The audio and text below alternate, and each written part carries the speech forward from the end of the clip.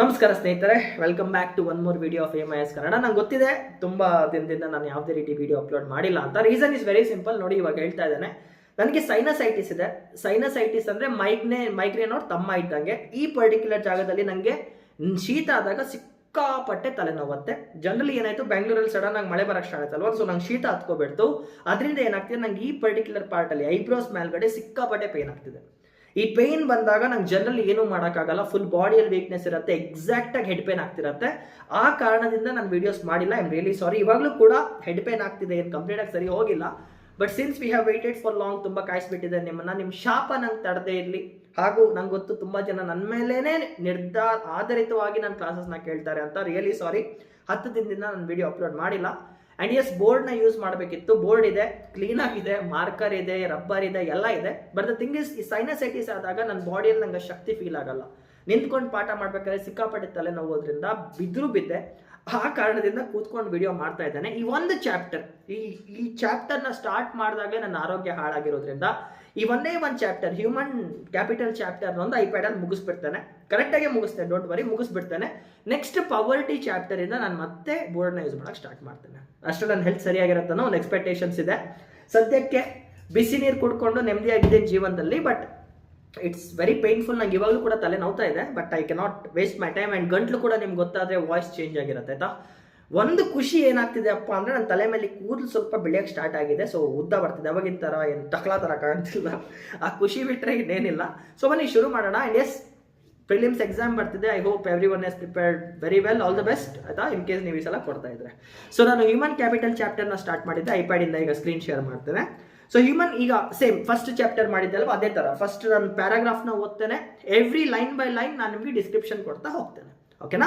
So human capital basics ನಾನು ನಿಮ್ಗೆ ಹೇಳಿದ್ದೆ. ಹ್ಯೂಮನ್ ಕ್ಯಾಪಿಟಲ್ ಫಾರ್ಮೇಷನ್ ಅಂದ್ರೇನು, ಒಬ್ಬ ವ್ಯಕ್ತಿನೇ ನಾವು ಒಂದು ಇನ್ವೆಸ್ಟ್ಮೆಂಟ್ ತರ ನೋಡಿ ಅವನಿಗೆ ಆರೋಗ್ಯ ಮತ್ತೆ ಇದು ಹೆಲ್ತ್ ಕೇರ್ ಅಂಡ್ ಎಜುಕೇಶನ್, ವಿದ್ಯಾಭ್ಯಾಸನ ಮಾಡಿಸಿಕೊಟ್ರೆ ಫ್ಯೂಚರ್ ಅಲ್ಲಿ ಅವ್ನ ರಿಟರ್ನ್ ನಮಗೆ ಜಾಸ್ತಿ ಇರತ್ತೆ ಅಂತ ನಾನು ನಿಮ್ಗೆ ಹೇಳಿದ್ದೆ already. That is what the thing is. ಇವಾಗ ಲೆಟ್ಸ್ ಡಿಗ್ ಡೌನ್ ಡೀಪ್. ಇವಾಗಿಂದ ನಾವು ಸ್ವಲ್ಪ ಆಳಕ್ಕೆ ಇಳಿತಾ ಹೋಗೋಣ. ಒಂದು ನಿಮಿಷ. ಎಸ್, ಇವಾಗಿಂದ ನಾವು ಸ್ವಲ್ಪ ಆಳಕ್ಕೆ ಇಳಿತಾ ಹೋಗೋಣ. ನೋಡಿ, ಬೇಸಿಕ್ಸ್ ನಾನು ನಿಮ್ಗೆ ಹೇಳಿದ್ದೇನೆ. So let's start directly with the concept. One more thing. Human capital chapter video ಇದೆ ಅಲ್ವಾ, ಅದನ್ನ ರೀಸ್ಟಾರ್ಟ್ ಮಾಡ್ಕೊಂಡು ಬನ್ನಿ. Because since there is 10 days of gap ನಾವು, ನಿಮ್ಗೆ ಅದು ಮರ್ತೋಗಿರ್ಬೋದು. ಜಸ್ಟ್ ಹ್ಯೂಮನ್ ಕ್ಯಾಪಿಟಲ್ ಚಾಪ್ಟರ್ದು ನೋಟ್ಸ್ನ ನೀವು ಮಾಡ್ಕೊಂಡಿದ್ರೆ ನನ್ನ ಚಾಪ್ಟರ್ಸ್ದು ಒಂದ್ಸಲ ಸ್ಕ್ರಾಲ್ ಡೌನ್ ಮಾಡಿ ಕಂಟಿನ್ಯೂ ಮಾಡಿ. ಇಲ್ಲ ಅಂದರೆ 2x ಸ್ಪೀಡಲ್ಲಿ ಪ್ರೀವಿಯಸ್ ವಿಡಿಯೋನ ರನ್ ಮಾಡ್ಕೊಂಡು ಇಲ್ಲಿಂದ ಕಂಟಿನ್ಯೂ ಮಾಡಿ. ಬಿಕಾಸ್ ಆ ಗ್ಯಾಪ್ ಏನಾಗಿದೆ ಅದು ವಾಪಸ್ ರೀಕರೆಕ್ಟ್ ಆಗುತ್ತೆ. ಓಕೆ. ಸೊ ನಾನು sources of the human capital ಬಗ್ಗೆ ನಾನು ನಿಮ್ಗೆ ಆಲ್ರೆಡಿ ಹೇಳಿದ್ದೆ. ನೋಡಿ, ಏನು sources of the human capital ಅಂದರೆ ಯಾವುದ್ರ ಮೇಲೆ ನಾವು ಇನ್ವೆಸ್ಟ್ ಮಾಡಿದ್ರೆ. ಒಂದು ನಿಮಿಷ friends, just a second. Share markup open ಮಾಡ್ಕೊಬಿಡ್ತೇನೆ, ಇಲ್ಲ ಬರೆಯೋಕ್ಕಾಗಲ್ಲ ಅಂತ. ಓಕೆ ಅಮ್ಮ, ಇವಾಗಲೂ ಕೂಡ ಮೂಗ್ ನೋವ್ತಾ ಇದೆ. Yes, sources of the human capital ಬಗ್ಗೆ ಮಾತಾಡೋದಾದರೆ ಯಾವ ಪರ್ಟಿಕ್ಯುಲರ್ ಥಿಂಗ್ಸ್ ಮೇಲೆ. ಸೂಪರ್. ಸ್ಕ್ರೀನ್ ಆನ್ ಮಾಡಿರ್ಲಿಲ್ವಾ, ಈಗ ಸ್ಟಾರ್ಟ್ ಮಾಡೋಣ. ಓಕೆ, ಸಾರಿ, ಸ್ಕ್ರೀನ್ ಶೇರ್ ಆಗಿರಲಿಲ್ಲ, ಇವಾಗ ಶೇರ್ ಮಾಡ್ತಾ ಇದ್ದೇನೆ. ಫೈನ್. ಸೋರ್ಸ್, ಒಂದು ನಿಮಿಷ, 2-3 minutes 23 seconds. ಇದು ನನ್ನ ಮಾರ್ಕ್ಗೋಸ್ಕರ, ನಿಮ್ಗಲ್ಲ. Okay, let's start. ನೋಡಿ, sources of the human capital ಬಗ್ಗೆ ನಾನು ಮಾತಾಡೋದಾದ್ರೆ ಯಾವ ಫೀಲ್ಡಲ್ಲಿ ನಾವು ಇನ್ವೆಸ್ಟ್ಮೆಂಟ್ ಮಾಡಿದ್ರೆ ನಮಗೆ ಹ್ಯೂಮನ್ ಕ್ಯಾಪಿಟಲ್ ರಿಟರ್ನ್ ಬರುತ್ತೆ ಅಂತ ನಾನು ನಿಮ್ಗೆ ಇದ್ರ ಬಗ್ಗೆ ಹೇಳಿದ್ದೆ. ಫಸ್ಟ್ ಒನ್ ಇಸ್ ಎಜುಕೇಷನ್ ಮೇಲೆ ನಾವು ಇನ್ವೆಸ್ಟ್ ಮಾಡಬೇಕು. ಯಾಕಂದ್ರೆ ಒಬ್ಬ ವ್ಯಕ್ತಿ ಚೆನ್ನಾಗಿ ಆರೋಗ್ಯವಂತನಾಗಿದ್ದರೆ, ಚಿಕ್ಕ ಶಿಶುವಿಗೆ ನಾವು ಒಳ್ಳೊಳ್ಳೆ ಆರೋಗ್ಯ ಸರ್ವಿಸಸ್ನ ಫೆಸಿಲಿಟೇಟ್ ಮಾಡ್ತಾ ಹೋದ್ರೆ ಅವನು ಯುವಕನಾದಾಗ ನಮ್ಮ ದೇಶಕ್ಕೆ ಎಕಾನಮಿಗೆ ಕಾಂಟ್ರಿಬ್ಯೂಟ್ ಮಾಡ್ತಾನೆ. ಅದಕ್ಕೆ ಒಂದು ನಾನು ಎಜುಕೇಷನ್ ಮತ್ತೆ ಹೆಲ್ತ್ ಕೇರ್ ಅಂತ ಹೇಳಿದ್ದೆ. ಒಂದು, ಒಬ್ಬ ವ್ಯಕ್ತಿಗೆ ಸರಿಯಾದಂಥ ಆರೋಗ್ಯ ಇರಬೇಕು. ಆರೋಗ್ಯಕ್ಕೆ ಏನೇನು ಫೆಸಿಲಿಟೀಸ್ ಬೇಕು, ಯಾವ್ಯಾವ ಥರ ವ್ಯಾಕ್ಸಿನೇಷನ್ ಬೇಕು, ಪೋಲಿಯೋ ವ್ಯಾಕ್ಸಿನೇಷನ್ ಬೇಕಾ, ಕೊರೋನಾ ವ್ಯಾಕ್ಸಿನೇಷನ್ ಬೇಕಾ, ಅವನ ದೇಹನ ಚೆನ್ನಾಗಿಡೋಕ್ಕೋಸ್ಕರ ಯಾವ್ಯಾವ ಥರ ಮೆಡಿಕೇಶನ್ಸ್ನ ನಾವು ಪ್ರೊವೈಡ್ ಮಾಡಿ ಕೊಡಬೇಕು, ಅದನ್ನ ಸರ್ಕಾರನೂ ಪ್ರೊವೈಡ್ ಮಾಡಿ ಕೊಡಬೇಕು. ಅಥವಾ ತಂದೆ ತಾಯಿರು, ಪಾಲಕರು ಕೂಡ, ಪೋಷಕರು ಕೂಡ ಅವರಿಗೆ ಒದಗಿಸಿ ಕೊಡಬೇಕಾಗತ್ತೆ. ಬಿಕಾಸ್ ಒಂದು ಮಗುಗೆ ನಾವು ಎಷ್ಟು ಎಜುಕೇಷನ್ ಕೊಟ್ಟು 15 ವರ್ಷ 16 ವರ್ಷ ಆದ್ಮೇಲೆ ತೀರೋಗ್ಬಿಟ್ರೆ it's a loss to the nation. ನಮ್ಗೊಬ್ಬ ಯೂತ್ ಕೂಡ ಕಳ್ದೋದ, ಆ ಮನೆಗೊಬ್ಬ ಆದಾಯ ಅರ್ನ್ ಮಾಡಿ ಕೊಡುವಂಥ ವ್ಯಕ್ತಿ ಕೂಡ ನಾವು ತೀರ್ಕೊಳ್ತೇವೆ. ಈಗ ನ್ಯೂಸಲ್ಲಿ ಓಡ್ತಿದ್ದೆ, ನಿಮ್ಗೊಂದು ನ್ಯೂಸ್ ಗೊತ್ತಿರುತ್ತೆ, ಕರ್ನಾಟಕದಲ್ಲಿ ಟ್ರೆಂಡಿಂಗಲ್ಲಿದೆ. ಸೊ ಅದನ್ನು ನೀವು ಇಲ್ಲಿ ಕನೆಕ್ಟ್ ಮಾಡ್ಕೋಬಹುದು. ಪಾಪ, ಇಟ್ ವಾಸ್ ಬ್ಯಾಡ್ ಮೂಮೆಂಟ್, ಗೊತ್ತಿರುತ್ತೆ ನಿಮ್ಗೆ, ಅದು ನನಗೆ ಅದನ್ನ ಹೇಳಕ್ಕೆ ಇಷ್ಟ ಇಲ್ಲ. So let's continue back. ನೋಡಿ, ಒಂದ್ ಕಡೆ ಇನ್ವೆಸ್ಟ್ಮೆಂಟ್ ಇನ್ ಎಜುಕೇಶನ್ ಮಾಡ್ಬೇಕಂತ ಹೇಳ್ತಿದ್ದಾರೆ, ಜೊತೆಗೆ ಇನ್ನೊಂದು other than education second one is health care ಅಂತ ಕೂಡ ಹೇಳಿದೆ. ಎಜುಕೇಶನ್ ಅಲ್ಲಿ ನೋಡಿ ಫ್ರೆಂಡ್ಸ್, 3 ಥರ ಎಜುಕೇಶನ್ ಬರುತ್ತೆ. ಪ್ರಾಥಮಿಕ, ಪ್ರೌಢ, ಗೊತ್ತಿರುತ್ತಲ್ಲ, ಕಾಲೇಜ್. ಸೊ ಏನಾಗುತ್ತೆ, ಪ್ರೈಮರಿ ಎಜುಕೇಶನ್ ಅಂದರೆ ಸ್ಕೂಲ್ ಲೆವೆಲ್. ಸೆಕೆಂಡರಿ ಎಜುಕೇಶನ್ ಅಂದ್ರೆ ಮೋಸ್ಟ್ಲಿ PU ಲೆವೆಲ್ ಅಂತ, ಸೆಕೆಂಡರಿ ಅಂದ್ರೆ 10th ಬರುತ್ತೆ ಅನ್ಸುತ್ತೆ, ಅದಾದ್ಮೇಲೆ PU ಬರುತ್ತೆ, ಪ್ರಿ ಯೂನಿವರ್ಸಿಟಿ, ಅದಾದ್ಮೇಲೆ ಡಿಗ್ರಿ ಬರುತ್ತೆ. ಸೊ ಏನಾಗುತ್ತೆ, ಜನರಲಿ ಗವರ್ನಮೆಂಟ್ ಏನಿದೆ ರೈಟ್ ಟು ಎಜುಕೇಶನ್ ಆಕ್ಟ್ ಅಲ್ಲಿ, ಮುಂದೆ ಅದ್ರ ಬಗ್ಗೆ ಮಾತಾಡ್ತೇನೆ, ಬಟ್ ಇವಾಗ ಒಂದು ಓವರ್ವ್ಯೂ ಕೊಟ್ಬಿಡ್ತೇನೆ. ರೈಟ್ ಟು ಎಜುಕೇಶನ್ ಅಲ್ಲಿ 6 to 14 ಇಯರ್ಸ್, 6 ರಿಂದ 14 ವರ್ಷದ ಮಕ್ಕಳಿಗೆ ಫ್ರೀ ಅಂಡ್ ಕಂಪಲ್ಸರಿ ಎಜುಕೇಶನ್ ನ ಪ್ರೊವೈಡ್ ಮಾಡಿ ಕೊಡುತ್ತೆ. ಓಕೆನಾ, ಇದೊಂದು ನಿಮ್ಗೆ ಗೊತ್ತಿರುತ್ತೆ. ಸರ್ವ ಶಿಕ್ಷಣ ಅಭಿಯಾನ ಇದೆ, ಬೇಟಿ ಬಚಾವ್ ಬೇಟಿ ಪಡಾವ್ ಸ್ಕೀಮ್ಸ್ ಇದೆ, ಅದಾದ್ಮೇಲೆ ಚಿನ್ನದ ಅಂಗಳ ಅಂತ ಒಂದು ಸ್ಕೀಮ್ ಬರ್ತಿತ್ತು ಮೊದಲು, ಅದು ಕೂಡ ಇದೆ. ಇದೆಲ್ಲ ಯಾಕೆ, ಮಕ್ಕಳನ್ನ ಸ್ಕೂಲ್ಗೆ ಬರೋ ತರ ಪ್ರೇರೇಪಿಸೋಕ್ಕೋಸ್ಕರ. ಬಿಕಾಸ್ ಯಾವಾಗ ಒಂದು ದೇಶದ ಯುವಕರು ವಿದ್ಯಾವಂತರಾಗಿರ್ತಾರೋ ಅವರು ತಮ್ಮ ಜೀವನದಲ್ಲಿ ತುಂಬಾ ಒಳ್ಳೆ ನಿರ್ಧಾರಗಳನ್ನ ತಗೊಳ್ತಾ ಬರ್ತಾರೆ, ದೇಶಕ್ಕೋಸ್ಕರ ಒಳ್ಳೊಳ್ಳೆ ಸೇವೆಗಳನ್ನ ಸಲ್ಲಿಸಿ ಕೊಡ್ತಾರೆ ಅನ್ನೋ ಒಂದು ನಂಬಿಕೆ ಮೇಲೆ ನಾವು ಇದನ್ನ ಪ್ರೊವೈಡ್ ಮಾಡಿ ಕೊಡ್ತೇವೆ. ನೋಡಿ, ಚಿಕ್ಕ ಮಕ್ಕಳಿಗೆ ಎಜುಕೇಶನ್ ನ ಪ್ರೊವೈಡ್ ಮಾಡಿ ಕೊಡಬೇಕು, ಹೆಲ್ತ್ ಕೇರ್ ನ ಪ್ರೊವೈಡ್ ಮಾಡಿ ಕೊಡಬೇಕು. ತಂದೆ ತಾಯಿಯಂದ್ರಿಗೆ ಆ ಮಕ್ಕಳಿಗೆ ಎಜುಕೇಶನ್ ಕೊಡಕ್ ಆಗದೆ ಇದ್ರು, ಅಥವಾ ತಂದೆ ತಾಯಿಗೆ ಆ ಮಕ್ಕಳಿಗೆ ಆರೋಗ್ಯನ ನೋಡ್ಕೊಳಕ್ ಆಗದೆ ಇದ್ರು ಕೂಡ ಸರ್ಕಾರದ ಕಡೆಯಿಂದ ನಿಮ್ಗೆ ಫೆಸಿಲಿಟಿ ಸಿಗತ್ತೆ. ಸರ್ಕಾರದ ಹಾಸ್ಪಿಟಲ್ಸ್ ಈಗ ಪ್ರೈಮರಿ ಹೆಲ್ತ್ ಕೇರ್ ಅಂತ ಏನ್ ಕರಿತೇವೆ, ಚಿಕ್ಕ ಚಿಕ್ಕ ಹಳ್ಳಿಗಳಲ್ಲಿ ಕೂಡ ನಿಮ್ಗೆ ಸರ್ಕಾರಿ ಹಾಸ್ಪಿಟಲ್ ಕಾಣುತ್ತೆ, ಜೊತೆಗೆ ಸರ್ಕಾರಿ ಸ್ಕೂಲ್ಸ್ ಕೂಡ ನಿಮ್ಗೆ ಕಾಣ್ತಾ ಇರುತ್ತೆ. ಅಂಡ್ ಇವಾಗಲೇ ಹೇಳ್ತಾ ಇದ್ದಾನೆ, ಸರ್ಕಾರಿ ಸ್ಕೂಲ್ಸ್ ಅಲ್ಲಿ ಇರುವಂತ ಟೀಚರ್ಸ್ ಏನಿದ್ದಾರೆ, ಸರ್ಕಾರಿ ಸ್ಕೂಲ್ಸ್ ಅಲ್ಲಿ ಕಲಿಸುವಂತ ಟೀಚರ್ಸ್ ಏನಿದ್ದಾರೆ, they are way more qualified than private colleges and private schools. ಇದು ನಿಮ್ಗೆ ನೆನಪಿರ್ಲಿ. ಸರ್ಕಾರಿ ಎಕ್ಸಾಮ್ಗಳನ್ನ ಕ್ಲಿಯರ್ ಮಾಡಿ ಕೆಲಸ ತಗೊಳ್ಳೋದು ಎಷ್ಟು ಕಷ್ಟ ಅಂತ ನಿಮ್ಗೆ ಚೆನ್ನಾಗಿ ಗೊತ್ತಿದೆ, ನನಗೂ ಗೊತ್ತಿದೆ. ಸರ್ಕಾರಿ ಎಕ್ಸಾಮ್ಗಳನ್ನ, ಸರ್ಕಾರದ ಎಕ್ಸಾಮ್ಗಳನ್ನ ಕ್ಲಿಯರ್ ಮಾಡಿ ಕೆಲಸ ತಗೊಳ್ಳೋದು ಎಷ್ಟು ಕಷ್ಟ ಅಂತ ನಿಮ್ಗೆ ಗೊತ್ತಿದೆ. ಸರ್ಕಾರಿ ಸ್ಕೂಲ್ಗಳಲ್ಲಿ ಕಲಿಸುವಂತ ಟೀಚರ್ಸ್, ಶಿಕ್ಷಕರೇನಿದ್ದಾರೆ, ಆ ಒಂದು ಎಕ್ಸಾಮ್ಸ್ನ ಕ್ಲಿಯರ್ ಮಾಡಿ ಬಂದಿದ್ದಾರೆ. ಸೊ ಜನರಲಿ ಪೇರೆಂಟ್ಸ್ಗೆ ಅಥವಾ ನಮ್ಮಂಥವ್ರಿಗೆ ಏನು ಒಂದು ಪ್ರಿಡಿಕ್ಷನ್ ಇರುತ್ತೆ ಅಂದರೆ, ಕನ್ನಡ ಮೀಡಿಯಂ ಸ್ಕೂಲಲ್ಲಿ ಓದಿದ್ರೆ ಏನು ಸಿಗಲ್ಲ, ತುಂಬ ವೀಕ್ ಫೌಂಡೇಶನ್ ಇರುತ್ತೆ, ಬಿಲ್ಡಿಂಗ್ ಚೆನ್ನಾಗಿಲ್ಲ, ಫೆಸಿಲಿಟೀಸ್ ಚೆನ್ನಾಗಿಲ್ಲ ಅಂತದೆಲ್ಲ ಬಕ್ವಾಸ್. ಅದು ಕನ್ನಡ ಮೀಡಿಯಂ ಸ್ಕೂಲ್ಸಲ್ಲಿ ಓದುವಂಥ ವಿದ್ಯಾರ್ಥಿಗಳಿಗೆ ಸಿಗುವಂಥ ನಾಲೆಜ್, ಧೈರ್ಯ, ಕರೇಜ್, ಶೌರ್ಯ ಏನಿದೆ, ಅದು ಇಂಗ್ಲೀಷ್ ಮೀಡಿಯಂ ಸ್ಕೂಲ್ಸಲ್ಲಿ ನಿಮಗೆ ಸಿಗಲ್ಲ. Because I am a product of English medium. ನಾನು ಎಕ್ಸಾಂಪಲ್ ಕೊಡ್ತಾ ಇದ್ದೇನೆ. ನಾನು ಇಂಗ್ಲೀಷ್ ಮೀಡಿಯಂ ವಿದ್ಯಾರ್ಥಿ, ಹುಟ್ಟಿದ ಕೂಡ ನಮ್ಮ ಅಪ್ಪ ತಗೊಂಡೋಗಿ ಇಂಗ್ಲೀಷ್ ಮೀಡಿಯಮಲ್ಲಿ ಬಿಸಾಕಿದ್ದಾರೆ. There are some things I lack. ನಮ್ಮ ಇಂಗ್ಲೀಷ್ ಮೀಡಿಯಮಲ್ಲಿ ಏನಾಗುತ್ತೆ, ಜನರಲಿ ಸೈಲೆಂಟಾಗಿ ಕೂತ್ಕೊಳ್ಳೋದು, ಗೂಬೆಗಳ ಥರ ಕೂತ್ಕೊಳ್ಳೋದು ತುಂಬ ನಾರ್ಮಲ್. ಅದು ನನ್ನಲ್ಲಿ ಇಂಥ ಬದಲಾವಣೆಗಳಾಗಿದ್ದು ಅಂದರೆ ಪ್ರಪಂಚನ ನೋಡುವಂಥ ಬದಲಾವಣೆಗಳಾಗಿರ್ಬೋದು, ಧೈರ್ಯದಿಂದ ಇನ್ನೊಬ್ಬರನ್ನ ಫೇಸ್ ಮಾಡುವಂಥ ಬದಲಾವಣೆಗಳೇನಾಗಿದೆ, ಇದೆಲ್ಲ ನನಗೆ ಡಿಗ್ರಿಯಲ್ಲಿ ಇಂಜಿನಿಯರಿಂಗಲ್ಲಿ ಆಗಿದ್ದು. ಬಿಕಾಸ್ ನಾನು ಮೀಟ್ ಆದಂಥ ನನ್ನ ಫ್ರೆಂಡ್ಸ್ ಏನಿದ್ದಾರೆ, most of them are from Kannada medium. ಅವರಲ್ಲಿರುವಂಥ ನಾಲೆಜ್ ಆಗಿರ್ಬೋದು, ಅವರಲ್ಲಿರುವಂಥ ಧೈರ್ಯ ಆಗಿರ್ಬೋದು, ಅವರಲ್ಲಿರುವಂಥ ಆಲೋಚನೆ ಶಕ್ತಿ ಆಗಿರ್ಬೋದು, ಪ್ರಪಂಚದ ಜ್ಞಾನ ಆಗಿರ್ಬೋದು, it was way stronger then mind. ನಾನೊಂದು ಪುಸ್ತಕದ ಬದನೆಕಾಯಿ ಥರ ಇದ್ದರೆ, ಅವರು ಇಡೀ ಪ್ರಪಂಚನೇ ಸುತ್ಕೊಂಡು ಬಂದಿದ್ದಂಥ ಅಶ್ವತ್ಥಾಮರ ರೇಂಜಿಗೆ ಇರ್ತಿದ್ರು. ಅರ್ಥ ಆಗ್ತಿದ್ಯಾ? So when U C the education, ಯಾವಾಗ ಸರ್ಕಾರ ಫ್ರೀಯಾಗಿ ಎಜುಕೇಶನ್ ಪ್ರೊವೈಡ್ ಮಾಡ್ತಿದೆ ಅಂತ ನಿಮ್ಗೆ ಅನ್ಸುತ್ತೋ, ಫ್ರೀ ಅಂದ ಕೂಡಲೇ ಪುಕ್ಸಟ್ಟೆ ಕೊಡ್ತಾರೆ, ಸರಿಯಾಗಿ ಕೊಡಲ್ಲ ಅಂತ ನಮ್ಗೊಂದು ಥಾಟ್ ಪ್ರೊಸೆಸ್ ಇದೆ. ಇಟ್ ಆಬ್ಸಲ್ಯೂಟ್ಲಿ ಬಕ್ವಾಸ್. ಅದು one of the best education services ಅಂತ ನಿಮಗೆ ಸಿಕ್ಕಿದ್ರೆ ಅದು ಕನ್ನಡ ಮೀಡಿಯಂ ಸ್ಕೂಲ್ಸ್ ಅಲ್ಲಿ ಸಿಗುತ್ತೆ. ಸೊ ನಿಮ್ಮ ಮಕ್ಕಳನ್ನ, ನಿಮ್ಮ ತಂಗಿ ಅಂದ್ರನ್ನ, ತಮ್ಮಂದ್ರಿದ್ರೆ ಕನ್ನಡ ಮೀಡಿಯಂ ಸ್ಕೂಲ್ಸ್ ಅಲ್ಲಿ ಓದುವಂತ ಅವಕಾಶ ಇದ್ರೆ ಡೈರೆಕ್ಟ್ ಆಗಿ ಕಲ್ಪಿಸಿಕೊಡು. ಬಿಕಾಸ್ ಇಂಗ್ಲಿಷ್ನ ಇವಾಗಲ್ಲ ಅಂದ್ರೆ ಮುಂದೆ ಕಲಿಬಹುದು, ಬಟ್ ಆ ಒಂದು ಧೈರ್ಯ ಏನಿದೆ, ಆ ಒಂದು ಥಿಂಕಿಂಗ್ ಪ್ರೊಸೆಸ್ ಏನಿದೆ, ಆ ಒಂದು ಯೂನಿಟಿ ಏನಿದೆ, ಕನ್ನಡ ಪ್ರೇಮ ಏನಿದೆ, ಚಿಕ್ಕ ವಯಸ್ಸಿಂದಾನೆ ಬೆಳ್ಕೊ ಬರ್ಬೇಕು. ಸೊ ಜನರಲಿ ಏನಾಗುತ್ತೆ, ಸರ್ಕಾರ ಸಾಕಷ್ಟು ದುಡ್ಡನ್ನ ಖರ್ಚು ಮಾಡಿ ಮಕ್ಕಳಿಗೆ ಫ್ರೀ ಎಜುಕೇಶನ್ ಒದಗಿಸಿ ಕೊಡುತ್ತೆ. ಅಂಡ್ ಇವಾಗಲೂ ನೀವು ಎಕ್ಸಾಂಪಲ್ ತಗೊಳ್ಳಿ, most of the exams, government exams ನ ಕ್ಲಿಯರ್ ಮಾಡೋ ವಿದ್ಯಾರ್ಥಿಗಳಲ್ಲಿ ಅತಿ ಜಾಸ್ತಿ ವಿದ್ಯಾರ್ಥಿಗಳು ಏನಿದ್ದಾರೆ, ಅವ್ರು ರೀಜನಲ್ ಎಕ್ಸಾಮ್ಸ್ ಅಲ್ಲೇ ಕ್ಲಿಯರ್ ಮಾಡ್ತಾರೆ. ಕನ್ನಡ ಮೀಡಿಯಂ ಅವರು ಕ್ಲಿಯರ್ ಮಾಡ್ತಾರೆ, ಹಿಂದಿ ಮೀಡಿಯಂ ಅವರು ಕ್ಲಿಯರ್ ಮಾಡ್ತಾರೆ. ಅರ್ಥ ಆಗ್ತಿದೆಯಾ? ಇಂಗ್ಲಿಷ್ ಮೀಡಿಯಂ ಅಲ್ಲಿ ಕಾಂಪಿಟೇಷನ್ ಜಾಸ್ತಿ ಇರ್ಬೋದು, ಬಟ್ ಕನ್ನಡ ಮೀಡಿಯಂ ಅಲ್ಲಿ ಓದೋರಿಗೆ ಅಡ್ವಾಂಟೇಜಸ್ ತುಂಬಾ ಜಾಸ್ತಿ ಇರುತ್ತೆ. ಎಸ್ಪೆಷಲಿ ಪ್ರಪಂಚನ ನೋಡುವಂಥ ಶೈಲಿ ಏನಿದೆ ಅದು ತುಂಬ ಡಿಫ್ರೆಂಟ್ ಆಗಿರುತ್ತೆ. ಅರ್ಥ ಆಗ್ತಿದೆಯಾ? ಸೊ ಅದಕ್ಕೋಸ್ಕರನೇ ಕನ್ನಡ ಮೀಡಿಯಂ ಅಲ್ಲಿ ಆದಷ್ಟು ಓದಕ್ಕೆ ಪ್ರಯತ್ನ ಪಡಿ. ನನಗಂತೂ ಆ ಚಾನ್ಸ್ ಇಲ್ಲ, ಬಟ್ ನನ್ನ ಮಕ್ಕಳನ್ನ ಪಕ್ಕ ಕನ್ನಡ ಮೀಡಿಯಂಗೆ ಹಾಕ್ತೀನಪ್ಪ. ಇದು ಒಂದು ಕಡೆ. ಎರಡನೇದು, ಎಜುಕೇಶನ್ನ ಒದಗಿಸಿಕೊಡುವಂಥ ಫೀಚರ್ ಏನಪ್ಪ ಅಂದರೆ, ಪ್ರಪಂಚದ ಜ್ಞಾನ ಬೆಳೀಲಿ ಅಂತ. ಪ್ರಪಂಚದ ಜ್ಞಾನ ಬೆಳೆಸಿಕೊಡ್ಬೇಕು. ಯಾಕೆ? ಫಾರ್ ಎಕ್ಸಾಂಪಲ್ ಈಗ ನೋಡಿ, ನಾನು ಅವಿದ್ಯಾವಂತ ಅನ್ಕೊಳ್ಳಿ, ಓದಿದ್ದೀನಿ ಗುರು, ನಾನೀಗ ಅವಿದ್ಯಾವಂತ, ನಾನು ವ್ಯವಸಾಯ ಮಾಡ್ತಾ ಇದ್ದೇನೆ. ಎಕ್ಸಾಂಪಲ್ ಹೇಳ್ತಾ ಇದ್ದೇನೆ, I am illiterate, I want to do agriculture. ಅವಿದ್ಯಾವಂತನಾಗಿ ನಾನು ವ್ಯವಸಾಯ ಮಾಡ್ಬೇಕಂತ ಇದ್ದಾನೆ. ಇನ್ನೊಂದು ಕಡೆ ನನ್ನ ವಿದ್ಯಾವಂತ ಸ್ನೇಹಿತನಿದ್ದಾನೆ, 12th ವರೆಗೂ ಓದಿದ್ದಾನೆ, ಸಿಕ್ಕಾಪಟ್ಟೆ ಏನೋದಿಲ್ಲ ನಮ್ಮ ಹುಡುಗ, 12ನೇ ತರಗತಿವರೆಗೂ ಓದಿದ್ದಾನೆ. ಅದಾದ್ಮೇಲೆ ಅವನು ಕೂಡ ವ್ಯವಸಾಯ ಮಾಡಕ್ ಬರ್ತಾನೆ. ಇವಾಗ ನಾನು ಅವಿದ್ಯಾವಂತನಾದಂಥ ಕಾರಣ ನಮ್ಮ ತಂದೆಯವರು ಅಥವಾ ನಮ್ಮ ತಾತಂದಿರು ಬಳಸಿದಂಥ ಪದ್ಧತಿಗಳಲ್ಲಿ ನೇಗಿಲ್ನ ಹಿಡ್ಕೊಂಡು ದನಗಳನ್ನ ಸಾಕೊಂಡು ನಾನು ವ್ಯವಸಾಯ ಮಾಡ್ತಾ ಇದ್ದೇನೆ.